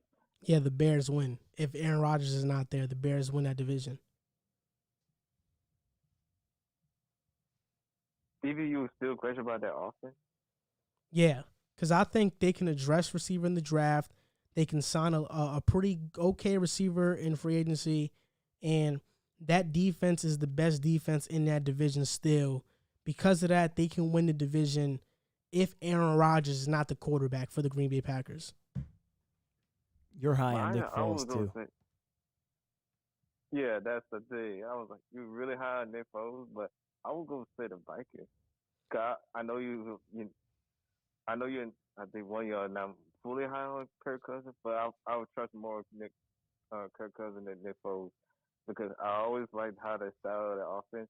And yes, the defense held back a little more differently, but it's not like I'm scared of them. So even Aaron Rodgers no longer there and just started Jordan Love. I mean, yeah, I know. I mean, I'm really high on Jordan Love. I think Jordan Love's going to be a great NFL quarterback, but I don't know. In his rookie year, I think there's gonna be some growing pains. I don't know if they'll win the division, but it is possible. I think without Aaron Rodgers, it would come down to the Vikings and the Bears, and that's no knock on Jordan Love. I just think it would be a bit of growing pains, and just filling out the team around him. But I think it would come down to the Bears and the Vikings. All right, and the last one, I don't know if it's a question or not, but I heard y'all debate about Josh Allen and Lamar Jackson. One of y'all say Lamar, and the other one say Josh Allen. Me, personally, if you tell me who you build a team around, I was leaning toward Josh Allen because for Lamar, as great it was, every time when the defense facing him, you make him force him to pass.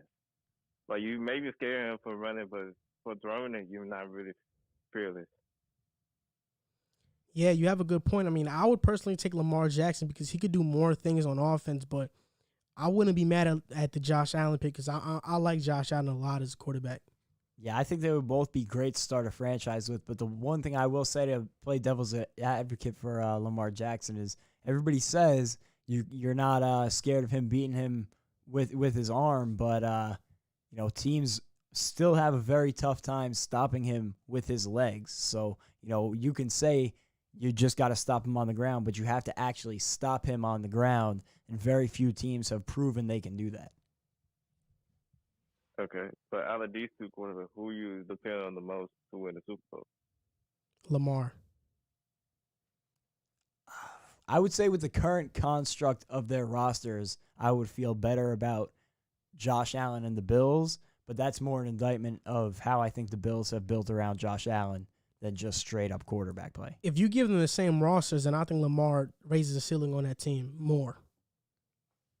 Like if you put Lamar in Buffalo. If you put Lamar with Stephon Diggs, Cole Beasley, and John Brown, yeah. Yeah, they are better. They are a better team. All right, that's a fair point. All right, that's all. Thank you, guys. All right, thank you for calling, man. We appreciate you. Thanks for the call. All right, bye. Supposedly we just hit 3K. Oh, we did? That's cool. I wonder who was our third K sub. Yeah, we did.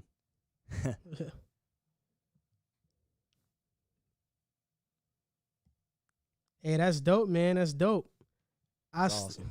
Yeah, Thank you, just guys. seen it. Thank you, guys. That's dope. Thank you guys for that 3K. Now, who wants to be the first caller for the 3K? We can have a first caller on here. But thank you guys. We appreciate it. Just think in December we were at 1K. Now we are at 3K. This is a great feeling.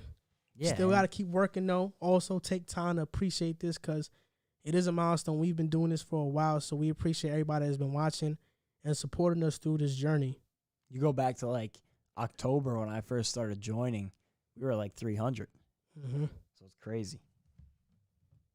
3K cake.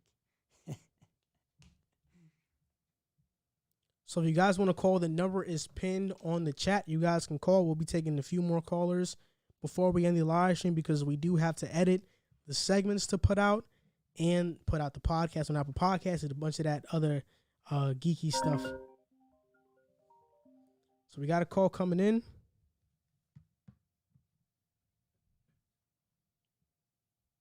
Oh, it went totally able.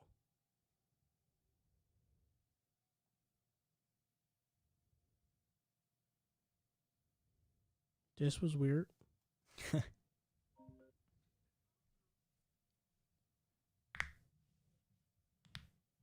To send a voicemail, press. Hello? Yo, Hey, what's up, man? can you hear me? Yeah, I can hear you. They hit 3K. Oh, y'all hit 3K? Yeah, we just hit 3K. Oh, congrats. Thank you, man. We Thank you. appreciate you. Yeah, so my brother wanted me to ask this question because there's a kid in the chat that Mhm. is saying Justin Herbert's better than Lamar. Is that what he's saying? Yeah, Herbert. He's saying that Herbert's better than Lamar. Would you take Herbert over Lamar, start a franchise? Long term, I would take Herbert over Lamar. Long term, I would take Herbert over Lamar. If you're saying Yeah, who's right been, now, do you think Lamar? I think right now Yeah, but Lamar may have the edge a little bit, but I mean, you compare what Justin Herbert is at in his rookie year. Lamar Jackson was not there his rookie year.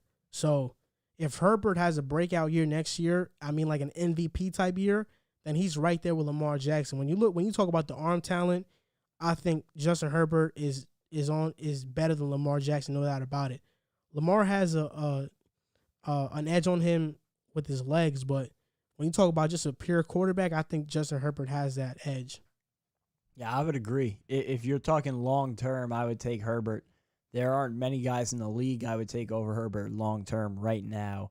But if we're talking about right this second going into next season, who I would take Lamar. Like I was saying before, I think, people have really overblown his struggles throwing the football, and he's still a top quarterback in the league. Yeah, I think I'll take Herbert long term too. But yeah, so I wanted to ask you about the Dolphins because many people are trying to dismiss Tua, like if he's a bust. Do you think they'll take Lamar Chase at 3, or do you think they'll take a tackle, or what do you think they'll do in the draft? I think they should take a wide receiver in the draft. Jamar Chase is the name because I think he's he makes for a better X receiver than Devontae Smith. I think Devontae Smith fits Tua better, but after his comments about Tua saying that he'd take Mac Jones over Tua and Mac Jones is a better quarterback, he won't be drafted by the Dolphins. It will probably be Jamar Chase. And I think that will benefit Tua a lot. You'll have a receiving core of Devontae Parker, Jamar Chase, and Preston Williams, who's going to be coming back, who's really good, Mike Gesicki. They're probably going to go out and sign Aaron Jones, so that offense is going to be really explosive. Tua is not a bust. Do I think he's going to be a superstar quarterback? I don't. But he's going to be a good one, but I don't think he's going to be a bust. What do you do? You think it would be crazy to take Kyle Pitts at 3? Yeah, I don't know. I'm not too in love with that pick. I'd rather get Jamar Chase. I've heard people saying they think he's going to be better than all 3 of those big-time receivers. Yeah, I don't know how I think feel Kyle about Pitts that. is amazing, but I'm really hesitant on taking tight ends that high because you look at the track record for tight ends, it's not so good, especially in the first round. T.J. Hawkinson, Eric Ebron come to mind. Like, there have been very few tight ends to succeed that have been drafted really high. And Kyle Pitts is an outlier, but I don't know. I just don't feel comfortable drafting a tight end that high. I think they're going to go Chase as well. But I do think somebody's going to get a steal in Pitts later on in the top 10. Yeah, so I just wanted to tell this before I leave. My brother's such a hypocrite, bro. He wanted J.J. Watt and now he's saying that he's a washed up defensive I end. saw He only that. had 4 sacks. Jamal Adams had more sacks than him. I saw Like, that man, I on just wanted his to say, story. He bro, wanted like he wanted JJ Watt. He wanted JJ Watt.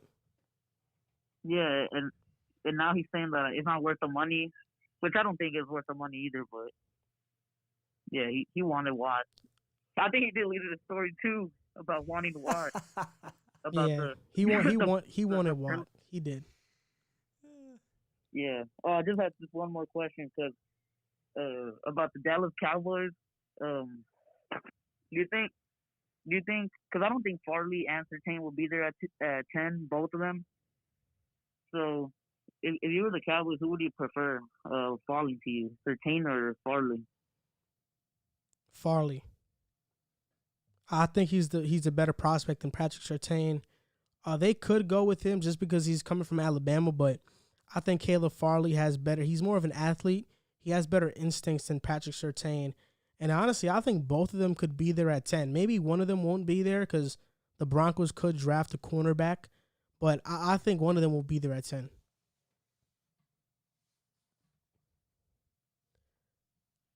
Yeah, I like Farley too. Yeah, I like Farley better than Surtain too. Yeah, that's it. I'll let another caller in. All right, man. Thank you for All right, calling. go. We appreciate it. Yeah, no problem. We got regulars now. Yes, 2 times in a row.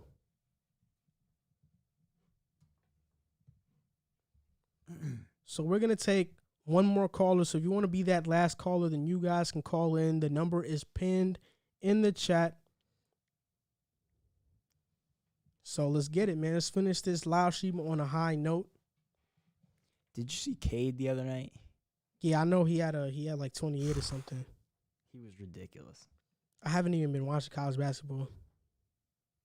Cade is legit. This is going to be a really good draft class, I think. Yeah, Cade is definitely the best one, like no doubt about it, though. They're playing right now. It's a good game. Oklahoma State. Nets are on. They're facing the Spurs. Yeah. So- They're winning at halftime 57-54. So if you guys want to call in, you guys can. The number is pinned on the screen. I think we had an... Okay. Calling in right now. To accept, press 1. To send a voicemail, press 2. Hello, this is Pick a Side. To accept, press 1. To send a voicemail, press 2. I'm pressing 1. That's crazy, bro. I pressed 1 and they didn't even let me do it. If you want to call back again, you can. Something just went wrong there. We're gonna get it something like a designated call phone, so this could work even more smoothly. Because right now we're using like just regular phone and Google Voice, so it's pretty crappy. So if you want to call back, you can.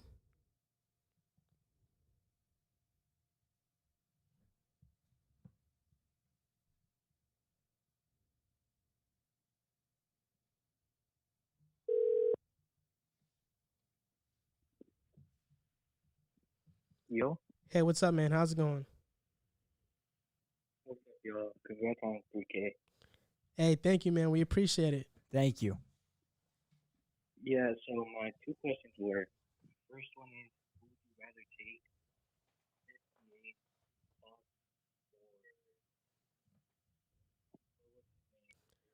Right now, we can't hear you. You're gonna have to talk louder into the phone. Something went wrong there. My question was that who would you guys take to build on for the future, NBA or Fox? I heard Fox. That's all Yeah. I heard, though. I heard Fox and who else? Can you repeat that? Fox or SGA? Oh, De'Aaron Fox or Shai Gilgeous-Alexander? I would take Shai because of versatility. He could play the 2, he could play the 1, and I think he has more defensive upside. That's why I would take Shai. And to this point, he's shown to be a more composed and poised guard. I think De'Aaron Fox, he's good. He's very good, but I don't know how far he could take you. I don't think he has superstar potential. I think he has all-star potential. I think Shea has superstar potential, especially if he starts getting a consistent jump shot. Yeah, I would say the same thing just because I think Shea has a higher upside. And my second question would be, who would you guys see Washington taking for their quarterback problem? Marcus Mariota or Sam Darnold? I think it would have to be Sam Darnold because it's not that much of a risk. Marcus Mariota has a bigger contract and we know what he's going to be now. Sam Darnold, even though he has not been good, there is still some hope that he can be good. Because of that, I think they'd rather go Sam Darnold. I think they should go out and try and look and get Dak Prescott. Not only make yourself better, but in the process weaken an in-division opponent. But if it came down to those two guys, I would also say Sam Darnold. I think you've seen more from him at the NFL level. Although Mariota had that one good game with the Raiders this season, and Darnold has shown, you could say more bad than good. I think the good flashes would be enough to convince me on Darnold over Mariota. Yeah, those were my only two questions. Thank y'all, and congrats on 3K again. Hey, thank you, man. We appreciate your call. Thank you very much for the call. I appreciate it.